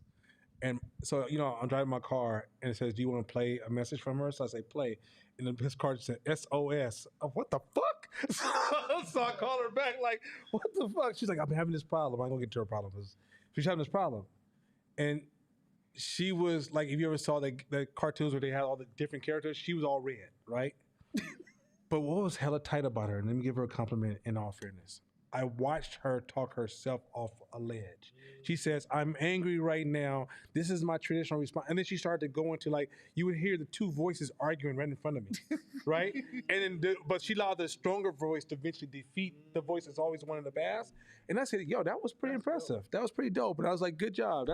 I said that if you can continue doing that, even if you need somebody, because I the way I got to the space I'm in, and no one's perfect. But the reason I got so much better, because I'm a shaman. I always call Mashama, I'm gonna kill this motherfucker, man. Nah, fuck, he don't fuck with my money, man. You got me fucked up. Man, you know the fuck I am. And then he like, Mashama be sitting there, okay. And I'd be like, okay. All right, I'm just gonna give him the money. But over time, he don't get those calls no more. But when I first got in the game, I was 35, Timberland wearing, East Oakland, don't give a fuck, right? And it was like, no, we started 56. Oh, damn. Ooh. Damn. Okay. But anyway, at the time, so for 10 years, he watched me evolve my attitude. The phone calls got further and further and further. Like, you were the people I would call. How many times I would call you talking about I'm going to fuck somebody up? You never heard it yet, right? And it's because it's so far apart. And doesn't mean, like, when I do get angry, I'm like, ugh, why am I giving my power away? Yeah. Right? That's the first thing I say now. But in the beginning, it wasn't about getting my power away. It's about fucking you up. I didn't realize, or my anger was my way of beating you up. And I had to learn, like, why am I beating this person? What long-term value do I get out of beating this person up? So to see her fight her and even speak into it to the point that she called me back and then got philosophical with me. To a point, if I had more time, but I was so frantic, she was talking, I'm in survival mode, so I ain't the best person for her to talk to today. But her philosophical side was, once she calmed it down, she allowed the part of her brain that had the intelligence system 2 to come online and control the dialogue. Go ahead.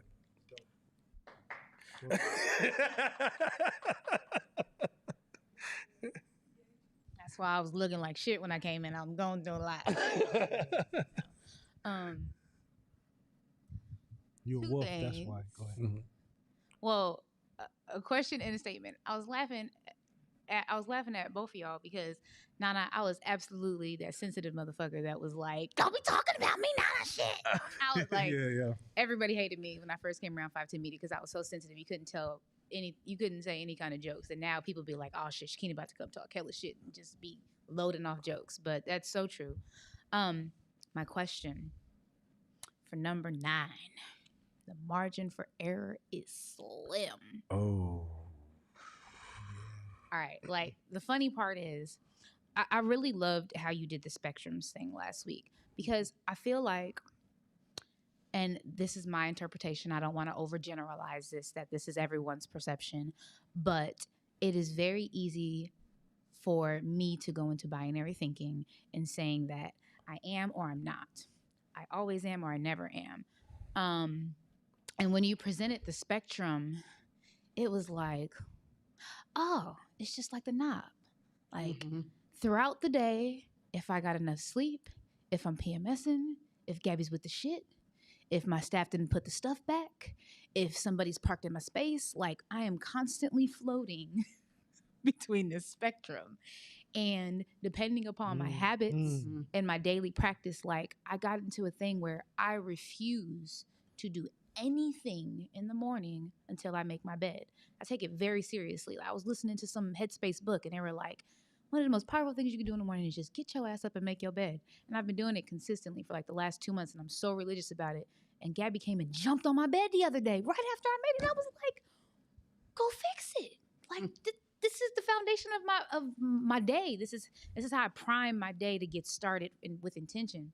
But it made me think about how we are not, like, when someone had asked the question last week about, what do you mean you're still working your way out of Survivor, as if it was to say that you are or you aren't, when you have several phases throughout the day where you can slide in and out of survival mode. Yep.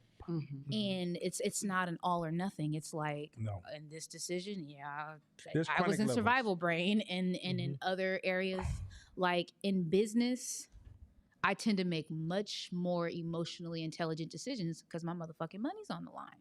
I'm not playing with my money. I got a money face. Apparently, Nana said I have a money face. Anytime somebody mess with my money, Nana be like, somebody mess with your money? I was like, how you know? Oh, you got this face about your money. I'm really serious about it, right? But then I'm not so emotionally intelligent when it comes to my child because it's a trigger. It's a survival response, right? Mm-hmm. So number 9 hit me because when I go into those survival responses, like I feel like the thing that is the most fragile because it is the newest thing that I've changed in my life is my structure around parenting and how I show up in relevance to how I have built a non-sustainable growth plan for business in relation to my family. So I busted my ass for 10 years. I built this thing. Everyone says it's cool and all the things. And I'm not knocking that, what I've built. I'm proud of it. But it was never a sustainable way to grow something if I wanted to have a life in a family because my whole life revolves around my business. And so I'm now reverse engineering and figuring out how to unbuild myself out of the day-to-day processes because I'm the number 6. I'm the only one that can do it, right? But I built it that way because that's where I was placing my value. Put yourself in check. Yes. So now I'm checking myself and I'm reversing things and I'm delegating instead of abdicating. I'm doing all the fun things, right? Number 9 speaks to me because when you get to things of high sensitivity or volatility, so like when the margin is so slim that something catastrophic could happen if you don't fix it, how do you respond to that? Because my survival brain goes, fuck everything, like you said. Mm-hmm. Today I was in one of those spaces, you didn't want to say the wrong thing because I was like freaking out, like this has to be fixed right now, which is why I called Nana because I was like, I don't trust myself. I know I'm emotional. I know history says I'm going to make the wrong decision. So I got to talk this through because if I go and respond, it's over. So how do you approach number 9? Well, two things before number 9 is the value of what we're going to talk about later, knowing you're compromised.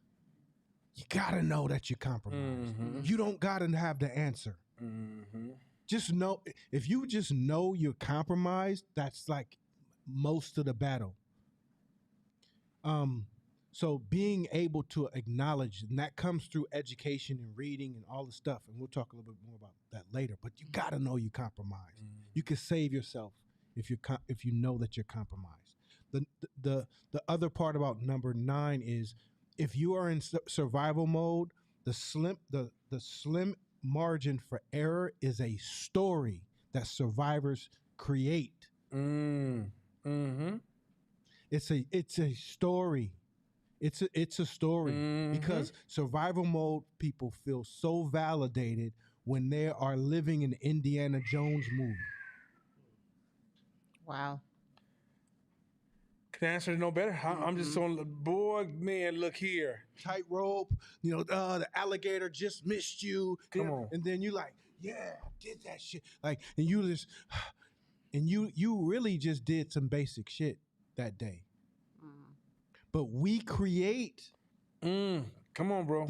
This Indiana Jones movie because that's what makes survivors feel validated. Where's Shamara when we need her? She's texting. Oh, tell Shamara he's preaching tonight. She texted No, tell her this the past because tonight I'm enjoying church. Look. Let me say one. You remember when you got your car damaged and I said go fix it right away? Because you can get used to that. You can get used to that, right? You got to have these rules that protect you from yourself.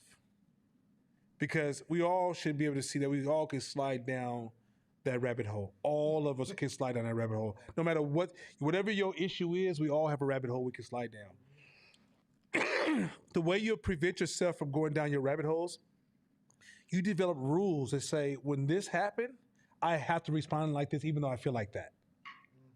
Because if I don't respond like this shit can get out of control and I can lose everything. So to give you three things that happened to me this week. One that just happened, I scratched the rim on my car. Anybody know me? Ooh. Yeah. Two, my iMac went out. And three, I damaged my wooden floors. Yeah, that's gonna cost me some money. You understand me? That's gonna cost some money. But in my head, I'm rushing to get them fixed. Because one, also two, I need to own it as I did it. I need to address it right away so I don't get used to all these different things broken, because then it makes me less and less sensitive. And before you know it, hell of shit around me is broken. So I need to keep my sensitivity level high to say unacceptable, unacceptable, unacceptable, unacceptable, and manage it. If I have to take a financial loss because I'm slipping up, then which also causes me to pause. What I know is that when I start getting a little bit out of control, I pause hard. I pull away from all people. I cut all commitments that are superficial, and it's time to say, "Hey, Nana, what's going on with you, man?" Right? And so these rules and recognize you're getting out of control is so motherfucking critical. It's so motherfucking critical. So this is one of the ones where, like, I'm always trying to figure out what's killing black people from performing, where when you go through different cities, you look at the high rises and you don't think black people own it. And most of the time we don't. 9.9 times out of 10, we don't. And so why is that a problem? And there's certain traits and characteristics we picked up from slavery socialization that have made some of this shit normal, where this is actually part of our music. Mm-hmm. That's why. So he just finished talking about number 7, right? So number 7, you just don't all of a sudden stop and just let everything go. It starts with one little thing, up one little scratch, and then you're too busy to fix it. Mm-hmm. And then the floor. Oh, then you're too busy to fix that. But I'll get to it. And then the next thing, and because you're so busy, you're gonna be fucking up more. You're gonna be sloppy in how you do stuff, and then it compounds. And now, oh shit, I'm late. I got this appointment. I don't got time to take a shower. Let me just throw my clothes on. And then that one shower miss, now you stanky, and then you moving on, and it just compounds. That's why you go in manual mode. Mm-hmm. I called him Saturday, and I was so awkward because I haven't done it in so long. Like, do you want to play? Do you want to go out and play? Like, can I come over? Like, the fuck? Okay, what I say? What you doing right now? Because I haven't called nobody to go kick it in so long. But I'm in fucking manual mode now. I'm in manual mode, forcing myself to not do work on a Saturday and go just chill somewhere. I don't even want to talk about my problems, what I got going. I just want to go shoot the shit. Because you gotta force yourself out of this shit, and it's gonna feel weird. It's gonna feel weird. And I'm gonna use some old Mashama stuff. You gotta make time to play. Like when you playing, you solve half of your problems. Mm-hmm. And fairness will also speed up the spiral, because a lot of these things you'll get trapped into. Let's say your daughter broke the window in the house, and you're like, she shouldn't have been doing that. And you don't get it fixed because it's not fair. I got to spend my money on some stupid shit she done did. I'm going to call baby daddy until he call me back. Then we just going to be cold in. Mm-hmm. And you don't realize you don't apply fairness to so many different things in your life. Your life is running shot because you feel victimized. Chamara texted and said, Court is for show, assistant pastor, and tonight. She wrote it tonight, like that. Question. This is tight. The survival thing, I usually would push class to move a little faster, but the survival thing is such a powerful, invisible suppressor. It's ridiculous. So a lot of these resonate with me, but the one that resonates the most is number 5. And I feel like everything is super urgent. Like, I got to get it done now. I'm always on a timeline. Shakina knows I want to know everything you know. Tell me now. So what resonated with me most, what you said, Nana, was that it took you 10 years to be able to get better at the practice of managing survival mode. So that was just a nice indicator and reassurance to know that there's no timeline. It takes time, and you got to really be patient with it in order to grow from it. And that's something that's been really challenging for me, but it's nice to hear people who've done the shit kind of just reiterate everything. So then my question is, when you do catch yourself, when you are in survival mode, because sometimes I don't realize it until somebody points it out to me, is there a way you can catch it in the moment? Is that where the rules come in? So when I get it this way, oh, this is when I do this. This is when I need to kind of take a step back. Because for me personally, I have a tendency to want to do everything, and I get involved in so many different projects, and then I get scattered, and then nothing gets done. And then I sit there like you for hours thinking about what I should do, and I don't do anything. So before I get to that point, is there something I can do, or is that just the rules that I put in place? Or We're gonna answer it 2 slides down. okay. We're gonna answer it 2 slides down. let's move. 3 slides, sorry. Is you want to read? Should be sure. Sure. Did I go too far? Is there ever a time that survivor mode is needed? If somebody's running up on you, swinging at you, I hope you activate your survivor mode. I hope, because we need you around and whoop that motherfucker's ass, or do what you got to do to get out of there. Or if you're a runner, run your ass off. Whatever you got to do. So survival mode is necessary in survivor situations. If you grew up poor and your parents were in survivor mode and you were just a witness to it, and dire situations happened and you had to survive to get to a better space, that was what you were in. And there's nothing wrong with that. My mom, my sister, and I snuck out in the middle of the night away from my dad. No car, no nothing. And found an apartment in the East, in the hood, and lived there and with the clothes on our back. So hell yeah, you in survival mode, but survival mode from a much worse situation. So when I learned that, did I judge her for us being broke as fuck and not having a car? She was making moves to get back on her feet during that time.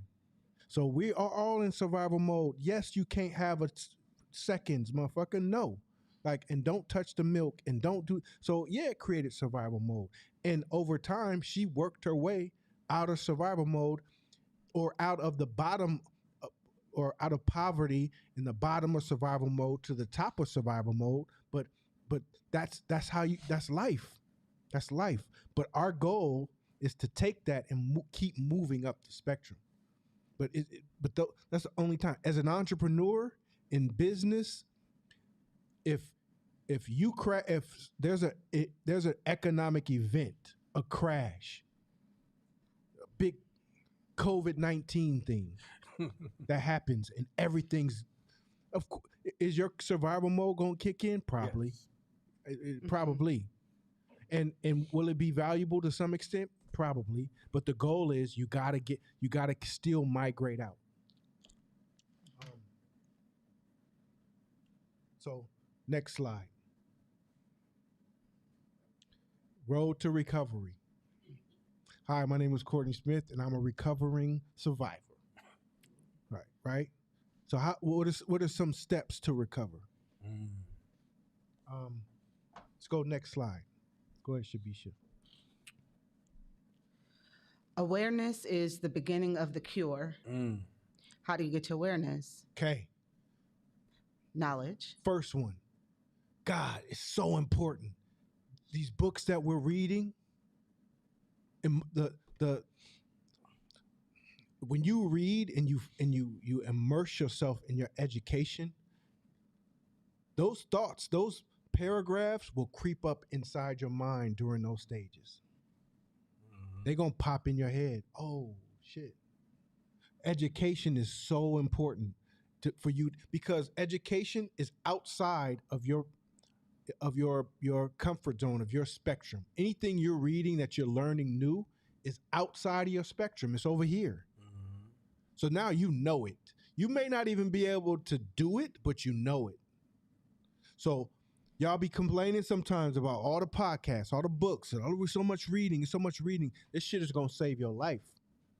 I was at the gym the other day, and this motherfucker walks up to me because me and Nana try to have an intervention with him about how to become better, and we was like, man, we got a book for you. Read Ego is the Enemy.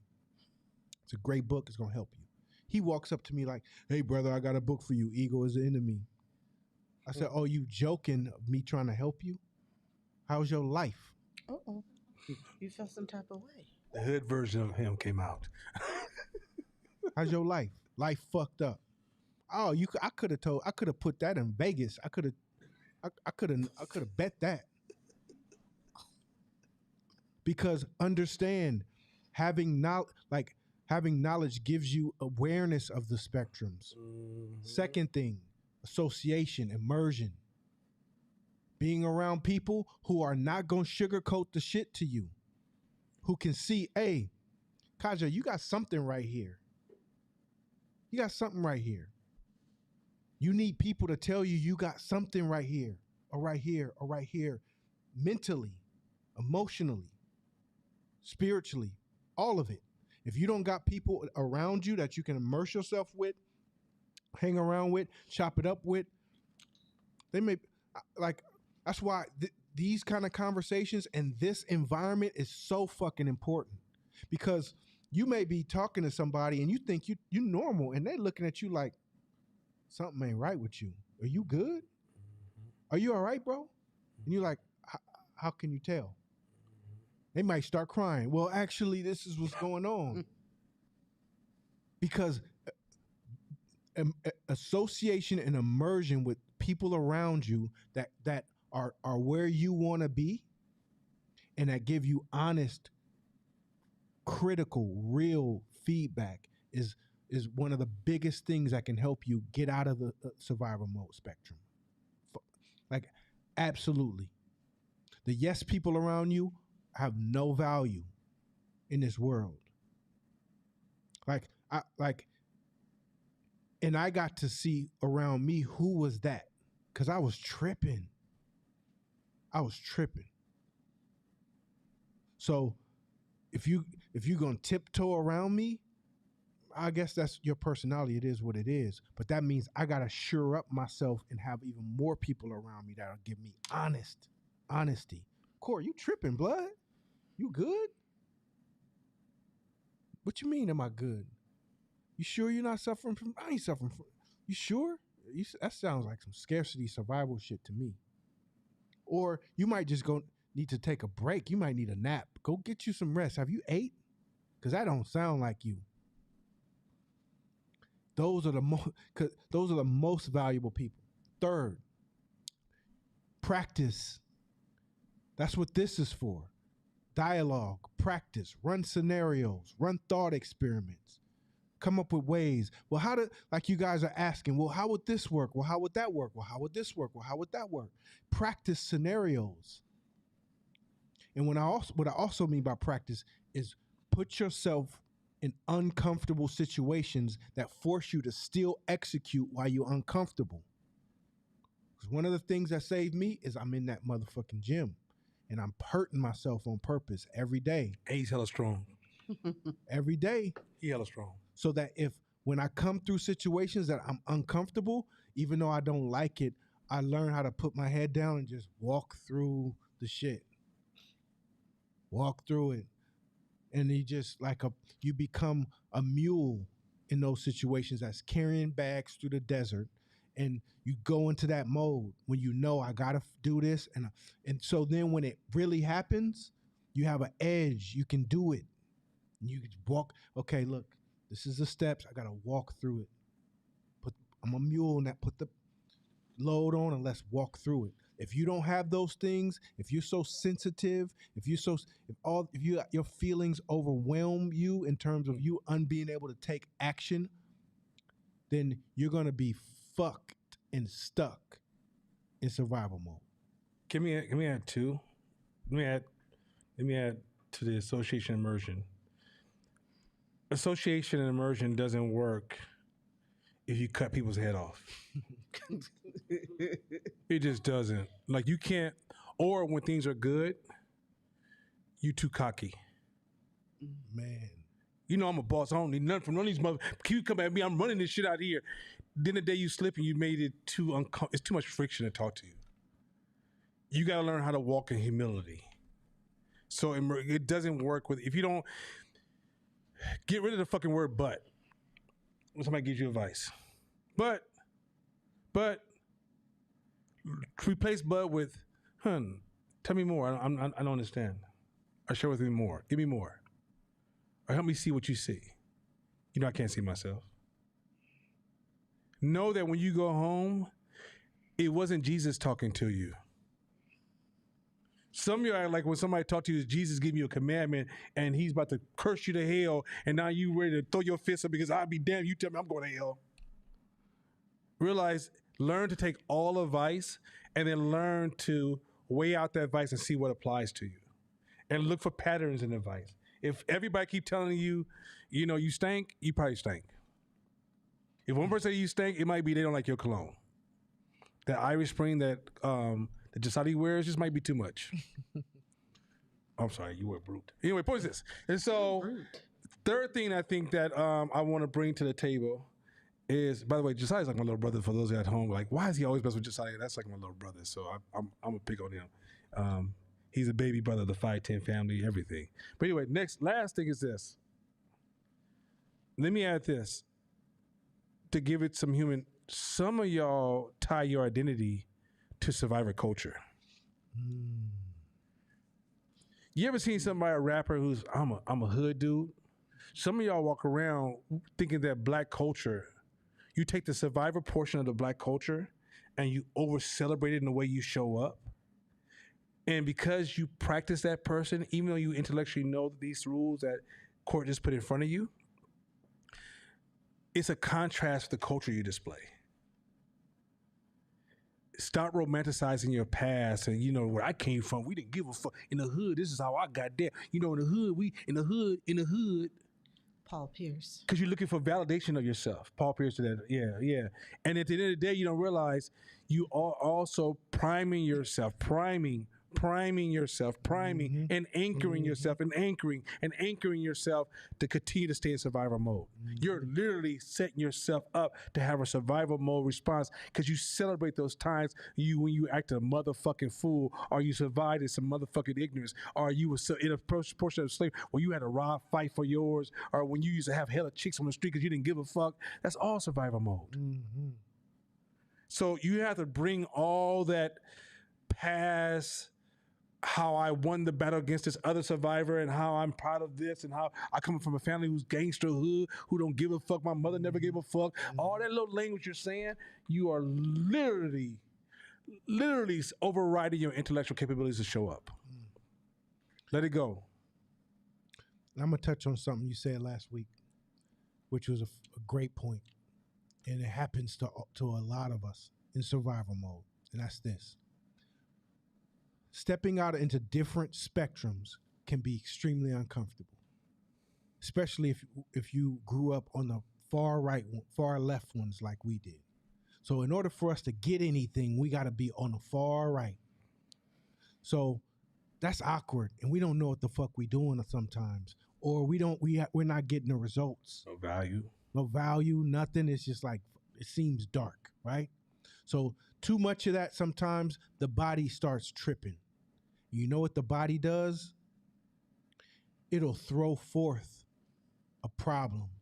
It'll throw forth some bullshit. It'll throw forth some drama so that it can put you back in survival mode, because that's where you're most comfortable. Now I'm comfortable.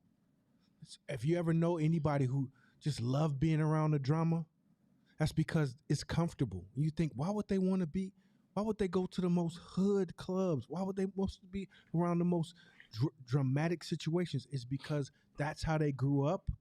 And this shit has been living on this side, even if it's peaceful, even if it's profitable, even if it's good, it's uncomfortable. So I'd rather be in the bullshit, because that's what survival mode folks do. So if you find yourself running it back to survival mode situations, would that be relationships or money problems, and your money is the same, your money problems are the same regardless of how much money it is, you're running back into survival mode because that's where your comfort zone is. So understand that. That's why these three things are important. We talk money, that's one thing, but what are your profit margins? What are you doing with it? Because if it goes back to last slide, number 9, where the margin for error is so slim, but if the margin of error was so slim when you were super broke, so there was a time where I spent $100 a month on groceries, me and 2 boys, all I had. So I go to the 99-cent store because I can get 99 things. I need to do the easy math, right? So I was precise about my shit, and I made the same meals every week because I knew I knew how to do it, and I knew how to check the cans because most of them shits was expired, the whole shit. So one night was nacho night. You know what I'm saying? Because I can buy the chili and this and that and the chips, and they were all not expired, and everybody loved it, right? And it was cheap as fuck to make. So it would be precise, very little margin for error, right? But there's times where I made $250, and I put myself in situations where it was the same tiny margin for error. That's survival mode. Mm. It's survival mode. That's why you got to move. When you know you're in maintenance mode is when you create slack. And it feels weird. Like he's talking about, like, damn it, I got to hurry up and spend this money over a broken rim. Like, I could just wait, can't I? He's like, no, it's not about the broken rim. It's about the spectrum that you own. Mm-hmm. So do you want to be on this fucking spectrum? Then fix that fucking rim. Mm-hmm. But I don't want to fix the rim because that's 5 G's or whatever the fuck. Let me justify it. I can invest it in this. I can put that 5,000 in an investment to make some money and fix the rim with my investment. No, motherfucker. Fix that rim.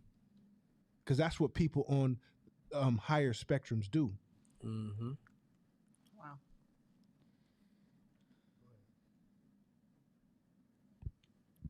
Just feeling. So let's try to keep the questions in a short Okay, window because I want to quick. get So if you notice that, let's say majority of the people in this room are working to get out of survival mode. Let's just make that assumption, most black people are. right?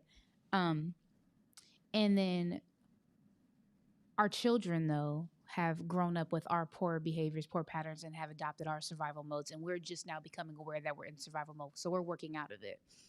Separation gap that I'm seeing between me and my daughter is that she loves all the shit that I'm trying to run away from and give her a better life for. So I'm like, no, I'm trying to get you out of this. But I've already ingrained 13 years of survival mode into her. And so there's this friction mode. How do you pull them out of that friction mode? Is it something that you can do, or is that something they have to own themselves? I don't think I'm qualified to answer.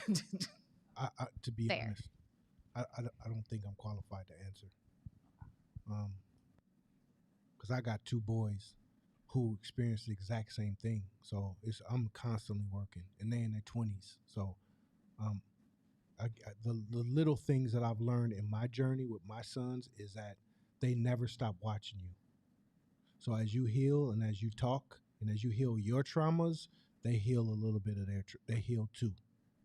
And then the communication between them. Communication is absolutely helpful. The third thing is acknowledging that you are a fuck up in those situations. Acknowledging that I was wrong when I did X. Now I do Y. I was wrong when I was doing this. I was a knucklehead. I was stuck in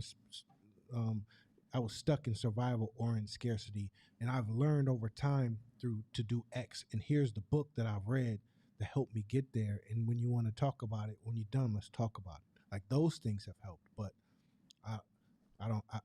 I'm not qualified like I'm qualified to talk about entrepreneurship. Can I just say real quick? And I'm not going to get into because I think these are very complex conversations. For those who are listening to this class, parenting is not what you teach your kids. Parenting is who you are. Your kids are copying you. At times, you have no idea. You think you're alone, and your children are right there glancing, and they're reading and they're coding. Then they're misinterpreting because they're too young to really they have no context of who you are. So you don't realize that there's models in your household that are totally contradiction things you believe in, but you can't see it alone. You just can't. I don't care what you do. You can't see it alone. You got to go back to the emergence and associations. You got to be around different environments and go, oh shit, y'all eat like that? Oh shit, y'all do it this way? Oh shit, you don't holler at your kids? Oh shit, this is you won't know because usually when you're in those modes, survivor mode tracks other survivor modes, and y'all will be at the motherfucking black circus talking about I whoop my kid's ass. Yeah, I whoop my kid's ass too, and all y'all think it sounds good to each other because you all in survival mode. So it's funny to everybody, right? But people are not who understand that exists. We're like, yeah, no, Straight up. because we know there's a language. Survival mode has a language. It's a culture. Survival mode, people can say everybody believes this because everybody that they know is in survival mode, right?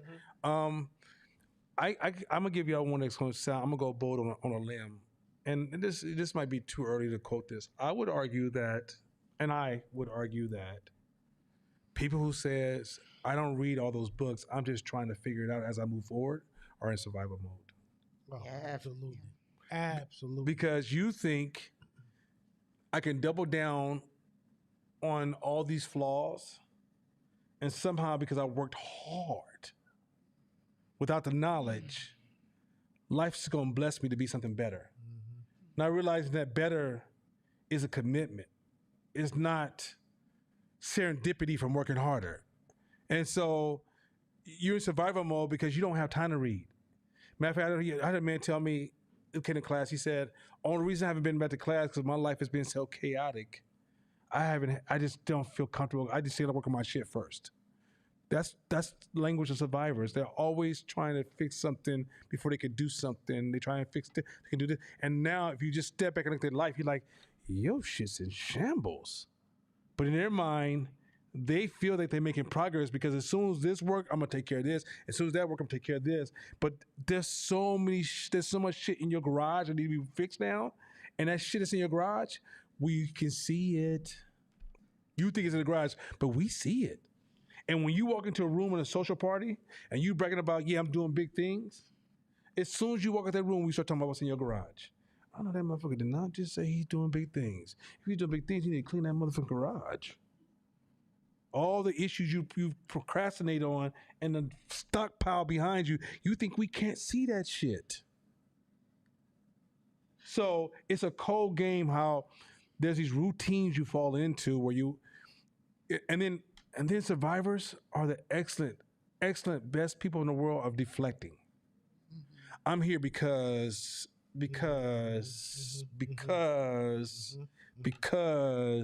you don't make me, you said you didn't give me, that's fucked up.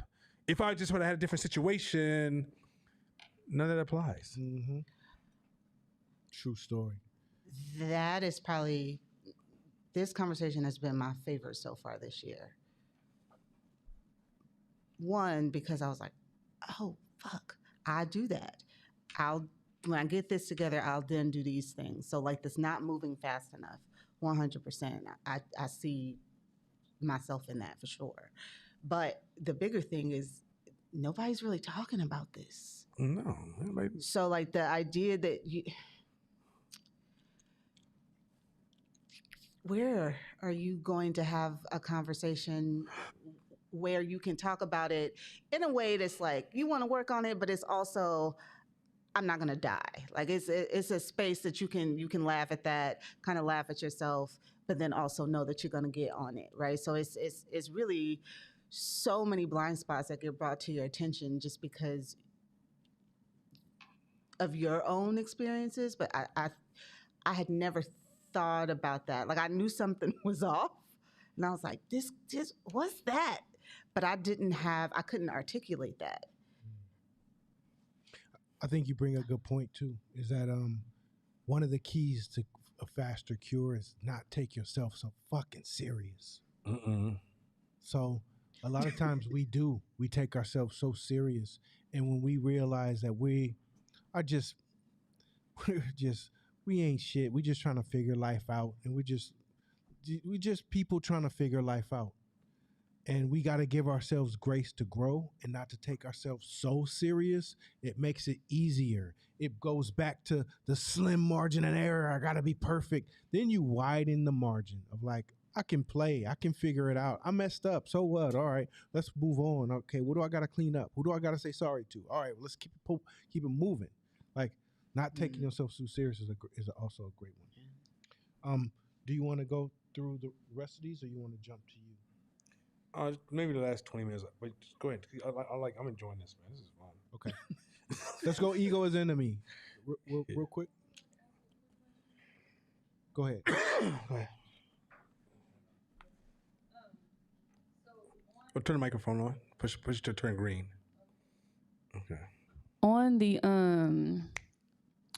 point about, all the like it was points you guys made a bit earlier about all these different things holding you back, and you made it along the lines of like that certain type of like ghetto talk, if you will, like, oh, I'm so triggered about this, that, and this, or I'm so angry about this, that, and that.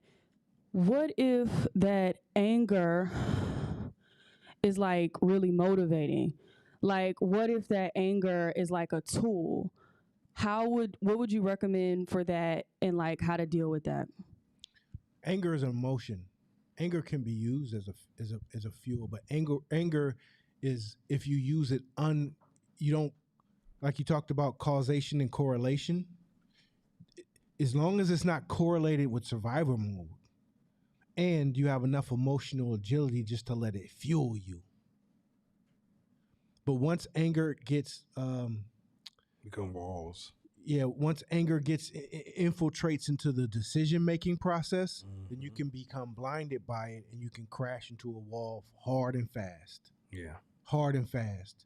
If the worst thing you can do is fight angry, because you close your eyes, and windmill your way towards the person because you're so mad. The best fighter is a smart, calm fighter. Mm-hmm. So if it's a baseline, bottom line fuel, dope. But if it's top line up here, bad. Go in a closet and vent. Cuss that motherfucker out in your mind and give it every word you in the dictionary that you know. Scream top of your lungs, then come out with a deep breath and the best solution. One of my tricks on my anger, I pause it for a second. I give you a question. I want to make sure I got clarity, because sometimes my anger can be myself self-writing my own stories. And so first I want to say, so wait, what did you mean by that? Right? That's your space. And then sometimes that gives me a chance to have clarity and adjust to it. 2, to never become a slave to anger, because that's how many white folks is going to slave you. They're going to tap that anger, and you will never be able to fight them. At some point, you got to get out that anger game and learn that that's just part of the strategy game. Like, if they're not coming for your kids, they're not coming for your body, they're coming for your money, fuck them. And there's only reason white men are powerful to you because you've made them powerful to you. And you know how they sustain that? In your anger. So be careful with that fucking anger shit. Mm-hmm. Even though anger is necessary, don't demonize anger either, because everything has its place. Even survival has its place. But for our culture, we're victimized by our anger a lot of times. Mm-hmm. Like, if a white man says something racist to you, realize you got a fool in front of you. Whoop his ass. Mm-hmm. But my father was a major dope dealer. If my father was coming for you, he ain't gonna take you out in the argument. You'll say some crazy shit to him. He gonna ask you a question. Okay, cool. 6 months later, you might have roses growing on top. I'm not even exaggerating. That's what my father. My father was a cold cat. And what I'm saying is that old school gangsters didn't respond to like street hollering and shooting on the streets. They're okay. You disrespect me, cool. You got it. Keep it going. Going home. Because in the end, this is what they understood. They played the street probability game. If I respond in my emotion right now, I'm not gonna make it home sooner or later. But if I can keep my emotions stable, I'm going to go home more than often than normal, right? I'm not trying to sell gangster culture. I'm trying to show you the rules of probability that when you're out here negotiating in a world where people don't give a fuck about you like that, they're trying to win. They're trying to survive to care their families. People will weaponize anger against you. You ever see scholars who get on television and they're supposed to be speaking for the voices of black folks, and the white person that's going against them intentionally angers them, and then crushes that scholar because the scholar can't pull their thoughts together fast enough because they're really fighting their own anger? You have to know that anger is a tool one way or the other for you and against you, and many of us are enslaved by our own anger. Mm-hmm. Mm-hmm. It's a great weapon. It's a great weapon. Can I touch your hair? Can I touch your hair? Who did that? How do you do that? It's everywhere. It's in all the micro words. It's a power play. I don't even have to say the N word yet. I could just and get you off guard. In basketball, we do it all the time. Right? If there's a Ron Artest on the other team and he's good, hell yeah, we gonna play that anger game.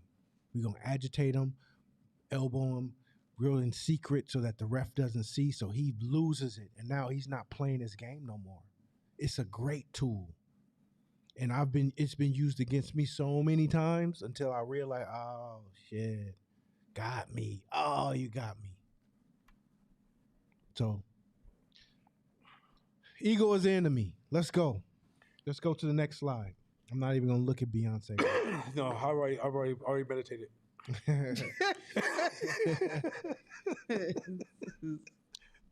Go ahead, Shabisha. Make your boss look good. Ooh, how does it feel when I say that?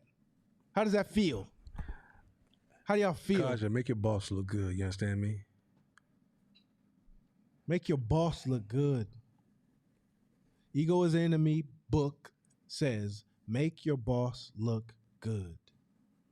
Meaning, we have this new trend right now where people don't want to work beyond what they barely are getting paid to do. And it's saying it's good for your mental health. It's good for this. It's good. Just do the bare minimum and get out of there. Wolves don't think like that. Wolves say, fuck that. That's more for us. More power for us, more influence for us. We move up faster. If you're in a job situation, we move up faster. We make more money. We get more of that bag because we don't think like that. If I have somebody who's superior to me, then remember we talked about practicing excellence. I'm practicing excellence everywhere I fucking go. I don't care where it is. If I'm mopping floors at McDonald's, them going to be the cleanest, crispiest, most beautiful floors you ever seen. Because I'm not practicing for McDonald's, I'm practicing for me.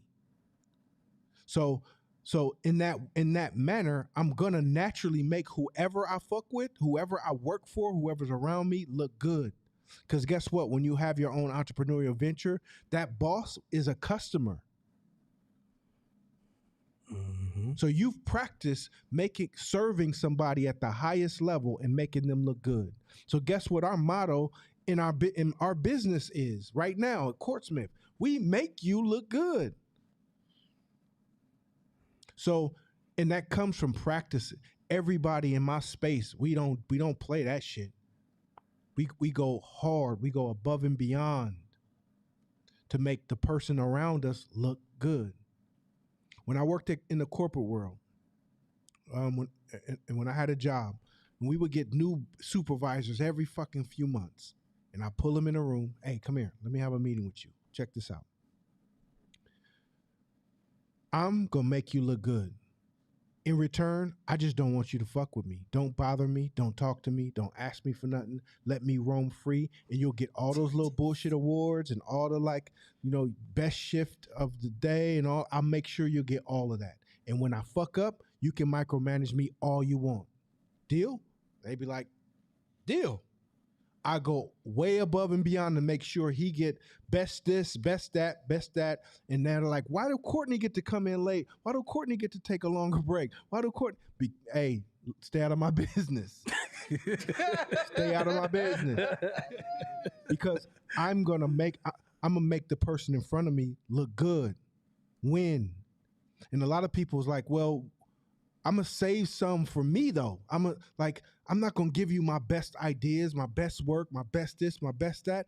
You're a loser.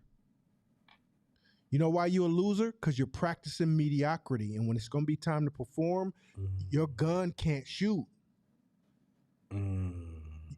You haven't worked that muscle. You haven't worked that muscle. That's why I watch interviews and like where people's like, well, you're gonna get the date version of me, you're gonna get the girlfriend version of me. I'm not giving you the wife version. You're gonna get the girl. Man, what? Then you'll never get there, because if you're not practicing excellence in who you are in a relationship, then how the fuck that person's supposed to know what you're capable of? Silence. I love it. Wait, I heard your reaction way over here. But it's real. I see the scratches, everything. Don't feel good, don't it? But in everything, we got to practice that. Make the people in front of you look good. Hey, can I take some of this relationship Take some of that. here? Talk that talk. Hey, look here, you understand me? You know, I was talking to Shakira. Don't do it to You ain't right. You ain't right. Look here. I was talking to Shakira the other day, and I was like, you know, and I talked about this last week. People don't know their roles. And you get in a relationship because you don't understand I'm joining a group of roles to express my love to somebody. And you show up to those roles with such a consistency to serve that person, to get what you want from that person. But many people get in relationships and they're debating roles. They don't know, okay, as a woman, as a man, what kind of roles are typically expected in relationships? And it doesn't mean they can't be negotiable if you're a they or you're a modern couple or whatever. Right. But you really don't know how to clean? You really can't cook? You really have a problem doing certain things for me because it's fucking with your feminism, or your manhood is so feminine to the point that you think she should be your man? Y'all know what I'm talking about. Wait a minute. Because these roles, look, when I was a kid, great grandma started teaching me roles. Hey, you're gonna be a man one day of the household. At 5, she said, you're the man of this household. I had uncles in the house. She said, you're the man of this household, so it's time to start practicing. So as I got older, I said, okay, that's what I'm supposed to do, grow up and take on a role. Man in the household didn't give me privileges, it gave me responsibilities. Some of y'all got this shit fucked up. Y'all think y'all focus on the privilege side of the relationship. You don't focus on the responsibility side of the relationship. I'm gonna pause. In my company, we had a problem in this space. Artists do this shit all the time. Hey, I want some marketing material. I think what I want is I want this C to look like a snake, and I want the snake at the end to say, Cool Breeze Products. And you say, that's bad designs. This is better for you. That's what you should be doing. And you start debating and arguing with the client. It's different between coaching the client, but you're arguing with the client. You don't realize he's selling that beer in the hood bars where they love that shit. And that C of the snake represents a gang you don't even know exists, but that gang legitimizes you. So if they see that C, that makes that product hot. He makes $1 million a year, and he's happy as fuck. You're not making your boss look good. You're too busy trying to make yourself look good. Your ego's so motherfucking big, you trying to do what is right and be perfect to the point you are not serving the person that's right in front of you. You try to be so true to yourself, you don't realize there is no self outside of this relationship. True story. Next slide. Wait, how does that feel? Make your boss look good. We good on that? Make your boss look good. And if you're an entrepreneur in business, replace boss with customer at all times. That's your job. And you're practicing excellence. and I guarantee you, the way business works, systems works, you become invaluable. They can't work without you. They need you because it's a rare ability. It's a rare ability. You can, like, as anybody said, hey, you always got a job here. You can always come back.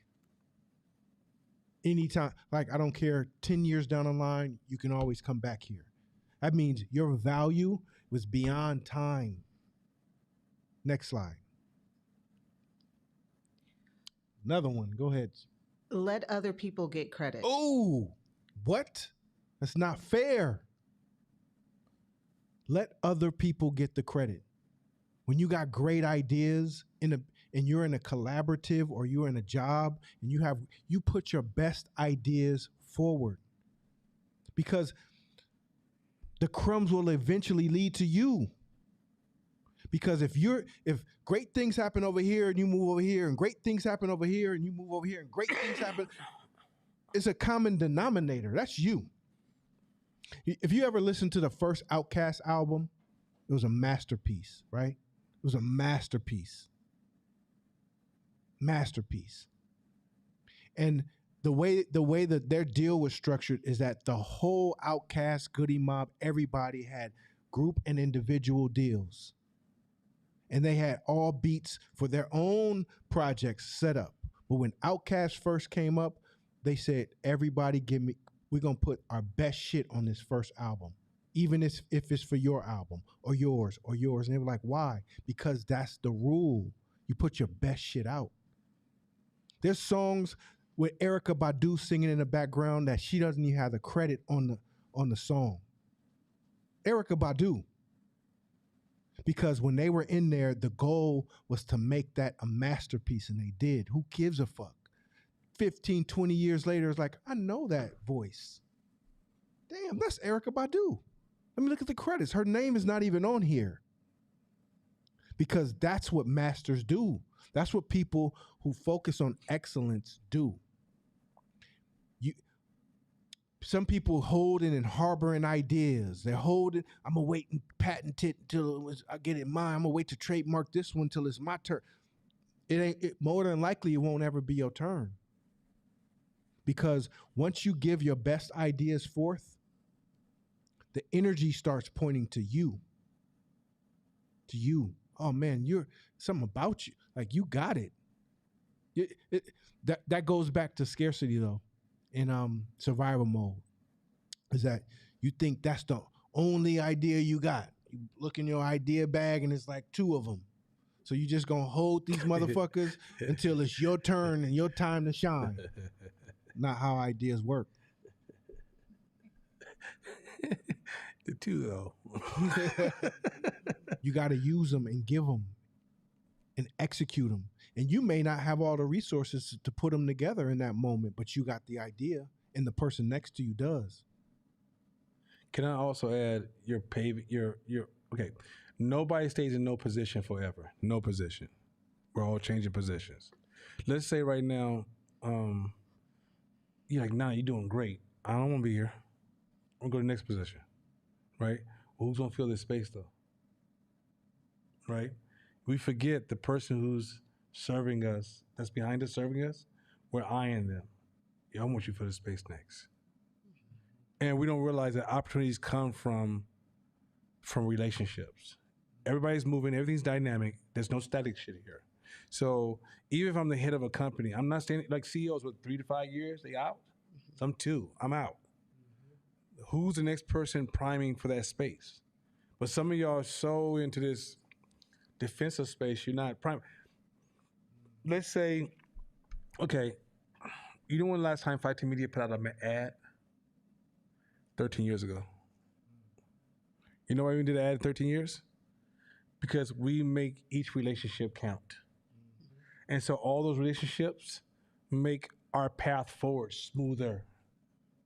But if I had focused on me and was transactional in those relationships, I have to continue to break rock for the rest of my fucking life. Where if you Every time you meet somebody, let's say you meet anybody, somebody walking in this room right now, and you have an opportunity to impress them, or show up for them, or serve them, and you did that really, really well. You don't know their future role and who that person is. But if you just move like that, you just move like that. You don't have to worry about no more. You just move like that.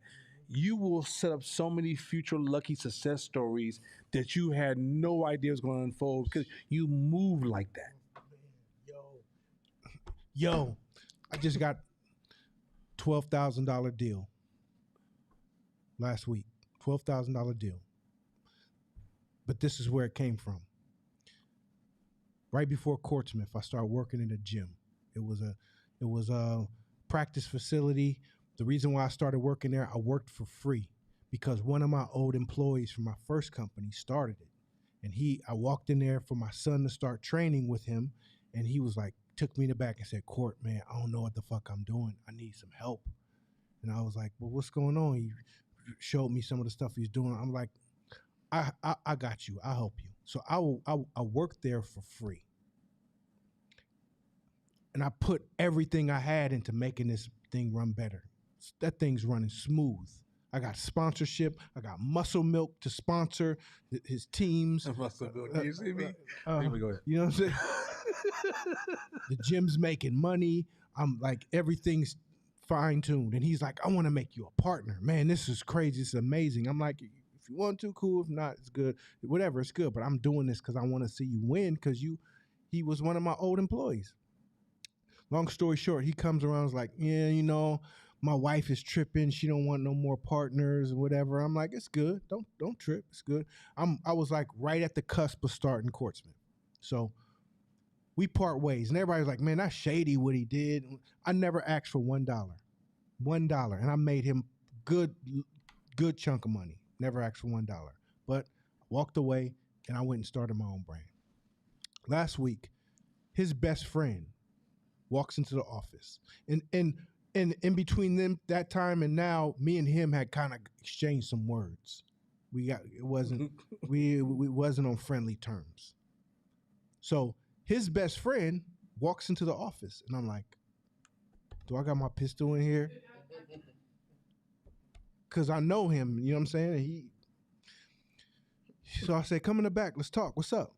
And he's like, yeah, man, I wanna get some uniforms. And I'm like, here comes another person like trying to figure out what we doing or probably reporting back to him or some shit on how we doing our business or whatever. So I gather some information and I put him into the system. And I'll tell him, hey, designing stuff, but whether he pays or not, I don't know. But just be on the lookout. Man, he hit that check. He paid the money. So then he called me. He's like, I just want to make sure the money went through. So I'm like, yeah, everything's good. Money went through. And I was like, hey, so are you and so-and-so still good? Y'all cool? He was like, yeah, no, I still my partner. But you've always been solid. And I remember what you did. And you never asked for nothing. It was like, okay, cool. There it is. So to your point, that's exactly how it works. And you think it's luck. Sometimes you think it's God. But it was you in those situations. Last slide. Oh, second and last slide. Next slide. You can't build a reputation for what you're going to do. I needs nothing else. Man, that's the whole opening of this whole fucking class was. I'm about to blow up on big time. Go ahead. And next week we're gonna talk about this next slide. I want to go deep into this, so we can look at it. But then next week, let's go next slide, and then we're gonna go deep in it because it's deep. It's deep. It's deep. It's deep. So could you be a Jackie Robinson? Could you have been a Jackie Robinson? And for those who don't know or haven't got that far in the book yet, it opened my eyes as to who he really was, because I may have thought he was like, it might have worked for him because he was a soft dude. But when you read exactly who he was, you realize he was a wolf who had to create a version of himself to pave the way. So we're going to go deeper into this next week. Man. I'm gonna come back to let's just move next slide. I'm gonna come back to correlations and causations. What I want to do is I'm gonna post a video in the Facebook group, and I want you guys, and maybe I'll send a link out too. Have Tanil send a link out, and I want you guys to write down all the correlations you can hear. I want you guys, because where I'm going to take you guys with the causation correlation, we just laying the foundation. It's going to get so crazy that I'm going to show you that the way you see the world is all wrong. It's all wrong. It's so much wrong because your brain loves order and patterns. So your brain converts so much correlation to causation. Your brain creates structure when there is no structure. And so a lot of stuff you grew up listening to your whole life, it's not true. Absolutely not true. But I first need to get you guys to see the correlation versus causation is so motherfucking powerful that many of you guys, if you mix correlation and causation and you mix survival mode, you put those two together and you just worked on those two alone, you're going to be a different human being, drastically different. Because the correlation game is so sneaky and your brain loves it. Your brain just, it's almost like I could put somebody in front of you right now. I was listening to, I was going to first post a video from Dr. Umar Johnson because he's full of correlations, right? And let me speak from transparency. So I'm listening to the video just to see what he's talking about. He's so charismatic. I was like, yeah, shit, yeah. Wait a fucking minute, right? It's my brain liked it. My brain liked it. My past liked it. My thinking said, what the fuck, Chuck? Literally, was that much of a separation.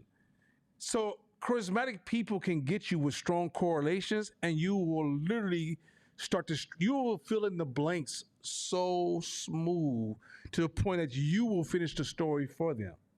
Here's something that will come up later on. Historians are nothing but storytellers. That's all they are. They don't have the facts. They don't have no magic. Like, hold on a second. Einstein, what the fuck was you really thinking, bro? Right? They take what a storyteller does is they look at history, take a few incidents, fill it with assumptions and imagination, string it together and tell you a story. But in that process, in order for that to work, your brain has to work a certain kind of way. Your brain wants to look back in a very linear way. Everything's a straight line. They did this, they did this, they did this, they did this. Life doesn't work that way. All this shit happened. All this shit happened over here. All this shit happened over here. All this shit happened over here. And your brain went, no, it's just a triangle. And no, it's randomness. You call white people powerful? They call themselves lucky. Any scholar will sit down and say, when you become successful, it's easy for you to say, the reason I'm successful is because I did A, B, and C, and so that's why I'm here. That's hindsight bias. Also, when people examine what you say, they can't see what you're saying because they have availability bias. They only can see what's available to them, and they align with your judgment.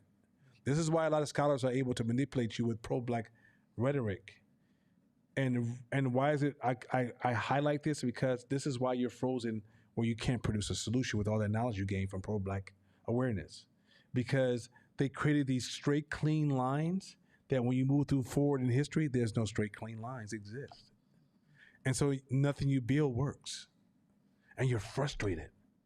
Then you start becoming a dictator, start saying, all black people just got together, did the same thing, we'd be cool.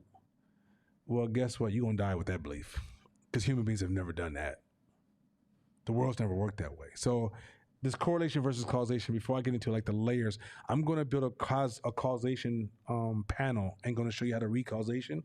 And the way you read correlations versus causations, your brain don't work like that. It's reversing thoughts and ideas. You think forward, you don't think backwards. It's more effective when you think forward. So in order for you to see a causation is just a correlation, you got to take an idea that feels right moving forward, feels instinctual, makes sense, and then reverse it, go backwards. And when you go backwards, you realize I can't prove it, so it's probably a correlation. And then you realize causations, there's certain principles of causations, there's certain rules of causations, there's certain things your brain will always do in the face of a correlation versus a causation you have to be aware of. And the reason this is so important is because if you're trying to figure this business shit out, if you're trying to figure this community shit out, you're trying to figure this family shit out, you're trying to figure this relationship out, and you're just full of correlations, and you wonder, you're gonna feel like a victim. If you don't, one thing I told Shakina earlier today, I said, if you can't express yourself, you are fanning the flames of your anger. You got to be able to express yourself. And if you don't know what's going on, it's almost like you can't even satisfy yourself with your expression. So we'll come back to that next week. And I'm going to dive a little deeper. Look for the homework assignment of a couple of pieces where you're going to get a chance to watch the videos and just write up the correlations that you see. And I want you to see how, and if even if you struggle with causation, just Google causation versus correlations, and there's all kind of videos to reinforce what we taught last week, right? And I'm not anti-correlations because sometimes it's our shortcut of moving to life, but when it's time to make a decision, it's a total different game. Also, when you see the power of correlations, you will see also how to move and how to nudge the behavior of your market. Because human beings respond to a certain kind of thing, and when people frame certain things to you, they use these popular correlation tools that moves us, makes us purchase products, but it ain't true. So let me say this real quick. This is complex. You're an entrepreneur. You got to know the trick you're playing, but you can't be a trick to the trick you plan. You get that? I put a little hood in there. You got to know the trick you playing, so you don't become a trick to the trick you playing. You understand me? I mean, you know marketing. The rules of the game. So when you're running a marketing trick, or marketing technique, you're playing on human beings' shortcomings. You just are. If you go watch every TV commercial, they're playing on your shortcomings, right? And a lot of those ideas are false ideas. And it's cool you use those tools. But the other side of those tools is that they're not true. So when you're making decisions for your business, you got to know that's not true. You can't follow the rules you put out in the streets. You get where I'm going with this? So when I teach you these rules, some of you guys are going to run to become Puritans and follow the rules and to become horrible at marketing when marketing uses those rules in their favor. You guys get that? So making a decision and promoting the product is two different ways of thinking. And you got to know that those two opposites have to exist in your head at the same time. You good with that? All right, we get to that in a little bit. I'm going to skip It Depends, because It Depends is one of my favorites. And I'm going to come back to that. But I want to hit this one, A Man Who. Stay with me and stop me at any point. And we got about 15 minutes. So if you stop me, make sure you stop me quickly, because we got to keep rolling. You understand me? I'm doing freeway stops. Pause. And what you say? I'm on. So let me translate what this means. I know a man who, I know a woman who, I know this person who. Stop saying that in all of your conversations. The human brain, it's really good in taking in consideration evidence that is based upon vivid stuff that is vivid. Your brain struggles with abstract thinking, even though abstract can have more damage against you than something vivid. You think what you see is more important than what you don't see, when actually what you don't see could be more important than what you see. So if you say, well, I saw it with my own eyes, I know it's true, you don't realize that's a poor example of truth. In the CIA, many of the analysts who are, let's say if your job is to analyze a certain region of Afghanistan, they don't really want you to visit, if you're an analyst, to visit Afghanistan. You'd be like, well, you want me to analyze Afghanistan not visit? Yeah, I don't want you to go to Afghanistan. Why they don't want you to go to Afghanistan? Because if you go to Afghanistan, you can get caught up in a particular story from a small group of people and then start to fall in love with that story, and it becomes the most dominant source of information you're going to consider. They want you to look at all the different sources of data, because all individual sources is not strong enough, and all of them are skewed. So your personal experiences, limited. Newspapers, limited. Data, limited. Second account and first account, limited. Right? But combined, great source of information.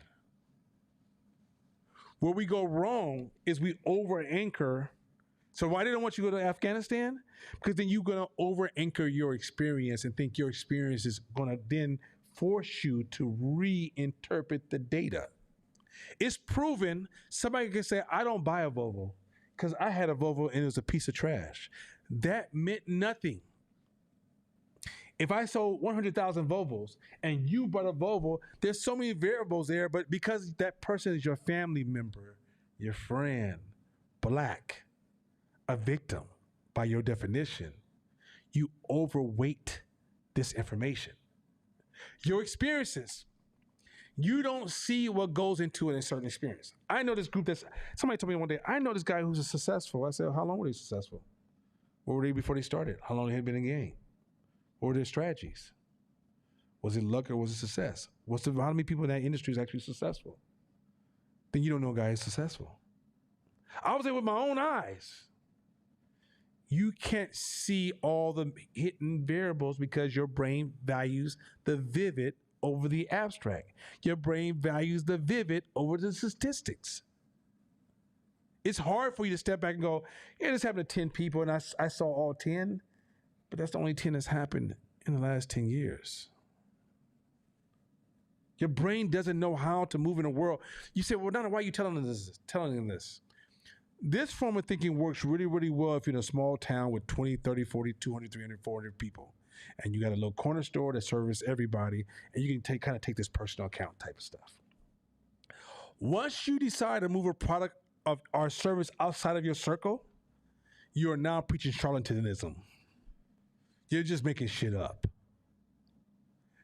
In order for you to make critical decisions in a market, never overvalue your opinion, your experience, or hearsay. They can be added to the equation, but your experiences are so limited and what you see is so limited based upon all these mental biases, from cognitive to just cultural to implicit, all these biases are hitting you at the same time. In addition to that, when you meet a particular culture, they may form an opinion based upon the way they sit in the culture. This is the main reason I fucking hate social justice. We're overvaluing single opinions in a world that has so many variables playing at the same time. It is even proven, and we'll get into this next week even deeper, when you are a victim of something, it's easy, your brain, because it loves structure and order, your brain will sew together random events and say it was a conspiracy planned by that particular group. It wasn't. It was just random shit that just happened to work. So if you go and ask that group, hey, what do you think about racism? Secondhand knowledge. It's not even quality knowledge you're about to get.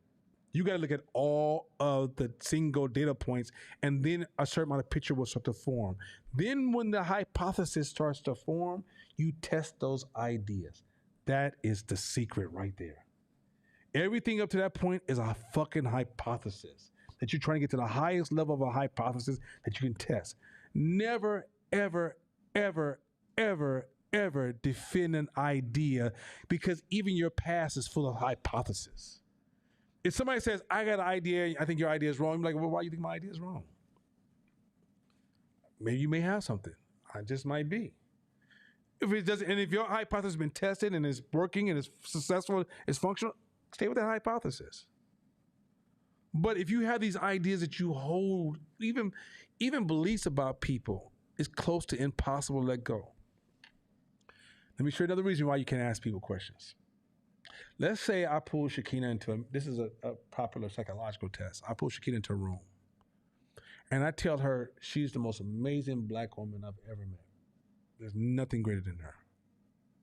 And then after we run an experiment, I go, okay, it was just an experiment. I just said it was fake. You know her brain can't let it go? Her brain's gonna leave here and say, I am the greatest black woman he's ever met.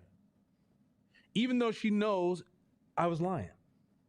Her brain will move with the impression and start to make decisions based on the impression, even though I removed the words and told her that I just made up the whole thing for a scientific experiment.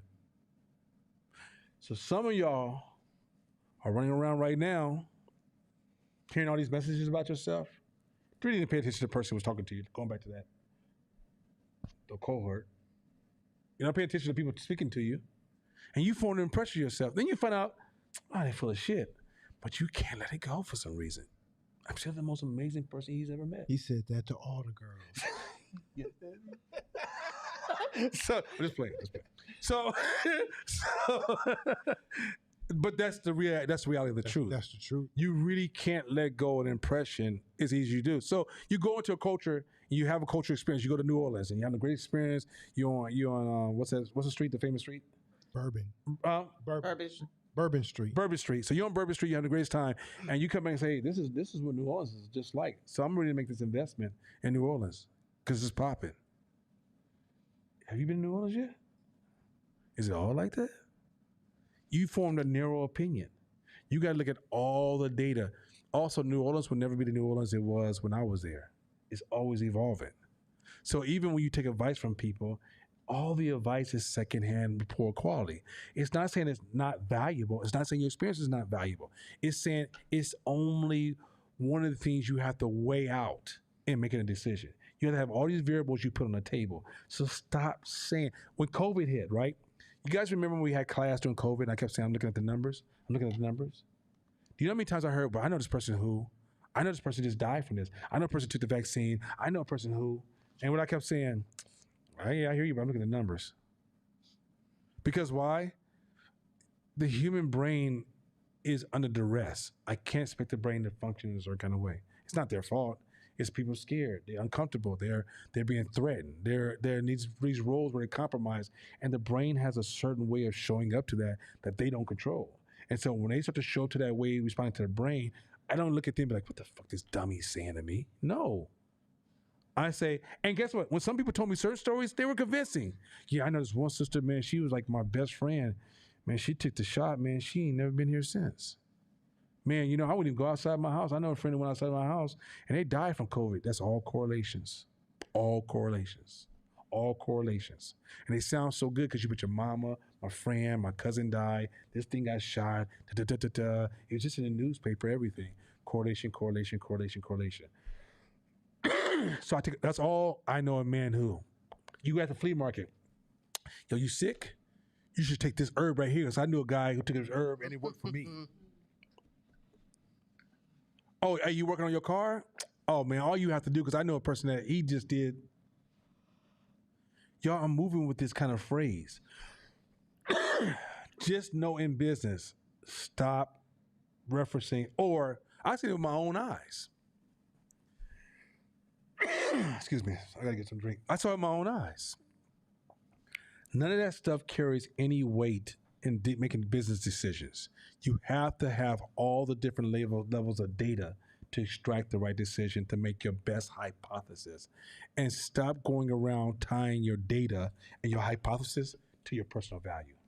So if I tell you, that don't make any sense, you feel like I just told you don't make no sense. No, it doesn't make any sense. You just made some shit up.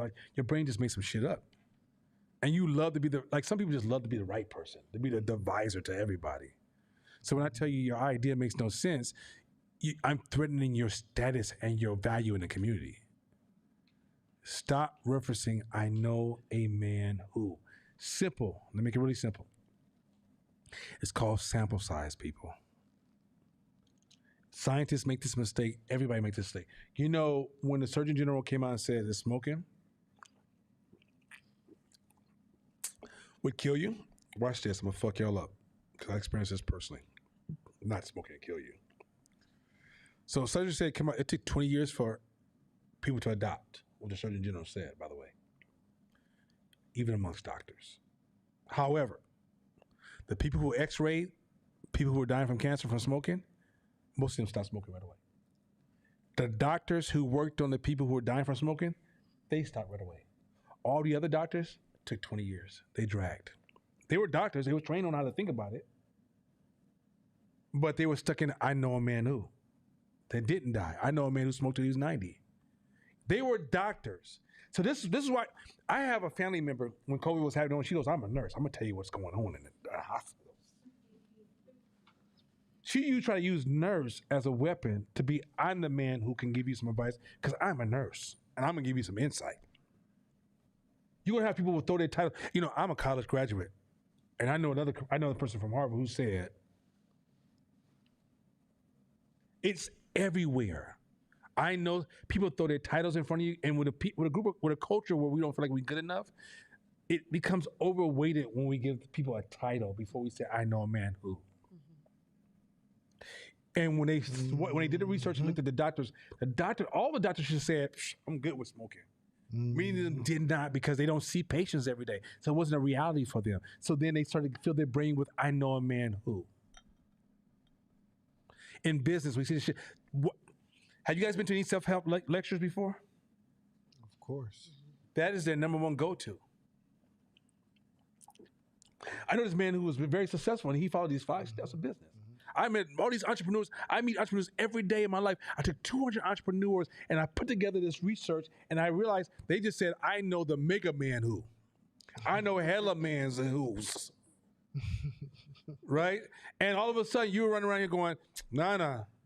I heard what you said in class, but, you know, Brother Bebop, the great guru, said he know a man who, and that's the principles of how this shit works. To find out that this cat money is manipulating you. He don't run. He ain't never ran no business out here like that. So I'm trying to show you.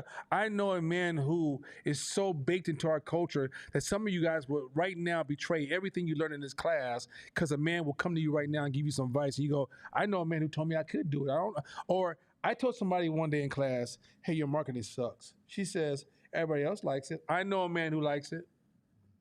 I know a woman who likes it. Or if a person says, if I can do it, you can too. That ain't necessarily true. I know a man who. That is not sample size data. When you get it, okay. That's okay. Remember, we are 150. We're a culture of maximum. We used to be in herds of 50 people, all up to 40 years ago. That's just normal. Most people were in small groups, small clusters. So a lot of our language comes, a lot of ways that we think comes from small clusters. We're now in a society where we live in Oakland, where there's 350,000 people. If you're in Chicago, I don't know, but around 1 million or something. Right? These big cities, Texas, New York. A man who now is like thinking small in a big world. And you're going to produce the size of your thoughts. You're going to continue to make a lot of dumbass mistakes because you're still using her communication, her thinking, and you're thinking that means. Have you ever went to somebody's house and they can't cook? And they will reference, I know a man who likes my food. I know a woman who likes my food. What the fuck did you say to me? There's no sample sizes. Yeah, like I told the guy today, even if you sell 25 shirts, you have not gained enough sample size to know if you have a good product. You sold 100 shirts, you still haven't gained enough sample size to know you have a good product. You have to reach there's a certain number based upon the size of your market where you can start saying, okay, we actually got something here. Now let's put our foot on the accelerator.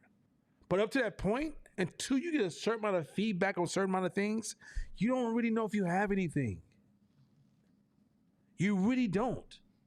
So I'm doing this, I know a manhood, because when I tell you that the world is random and it's uncertain and it's unpredictable, you guys don't move like that. You guys move like everything's predictable, planned, certain, fair. No, what the fuck you talking about? This shit's random as shit. And one of the things you got to realize that if you're trying to gather knowledge in a world that's random, and it's good to take advice from people who are talented, just listen for, I know a man who said, I know a man who did it this way. I know, like, so what I do is I was telling him, Mashama, and I was like, yo, Mashama, I don't listen like you. I said, I think it's because I use sonar listening. I will say something to you, and I'll bounce something off you. You say, well, what do you mean? Okay, charisma is strong. Like I told you, Umar Johnson, if you sit there long enough, you'll be like, I think I believe him, right? Because charisma is so strong, especially if you're out in business, you go into survival mode because money's tight, right? Or you try to make another move and your back is against the wall. So if somebody has charisma, they have huge influence, right? But charisma don't like to be interrupted. Charisma want to do charisma. So when I throw things at charisma, I'm bouncing a sonar and I'm disrupting. And if I don't see a level, I see too many assumptions and not enough ownership, I won't even start my research process. Whatever. I back it in the back of my mind. I throw it in my pile of it could possibly be if somebody else come along and I can recycle a couple of these pieces, maybe I start looking into it. Right? But if I'm bouncing shit off you and you like bouncing it back really smooth to me, I don't walk away from you going, the great guru Josh told me to do. No. I go, Josh influenced me to go do my own research, to make my own decision, and to perform my own hypothesis and act upon this. Does that mean I'm an influencer? No, Josh, stop. Because if it doesn't go right, if let's say it fails, right? If it fails, I don't get to blame Josh. Some of y'all fall so much in love with a man who not realize you can't blame the man. But some of y'all want to blame the man because you didn't do your own research. So, go ahead, Kaja.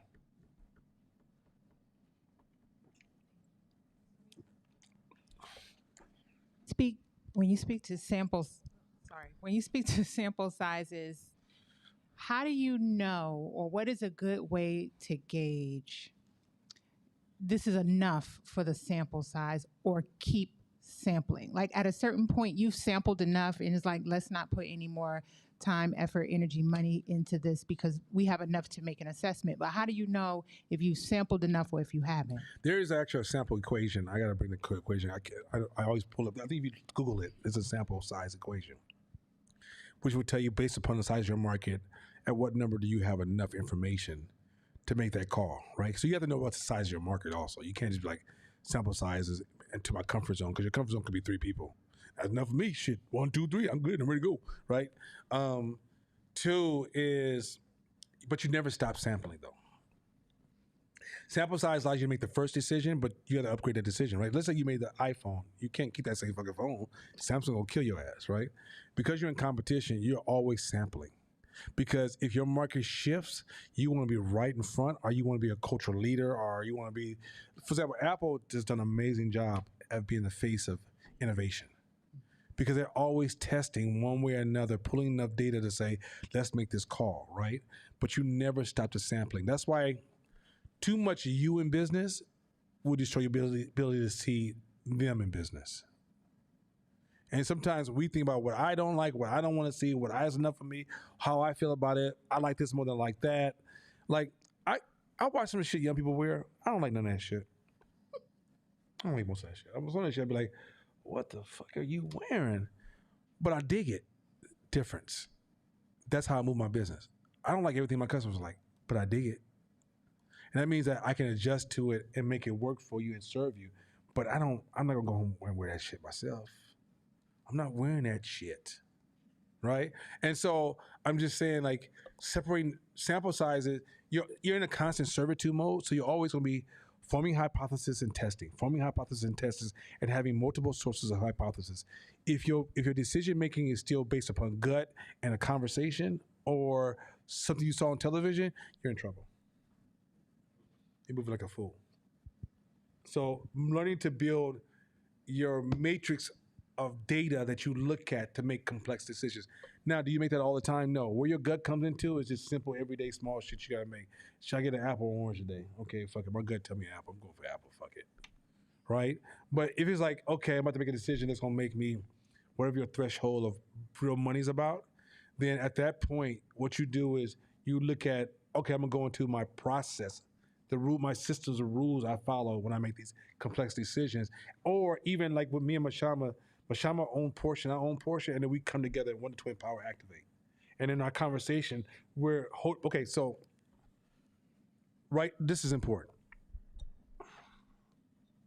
I don't know if because I talk to so many people sometimes, just like, you already said that, just cut me off. Your brain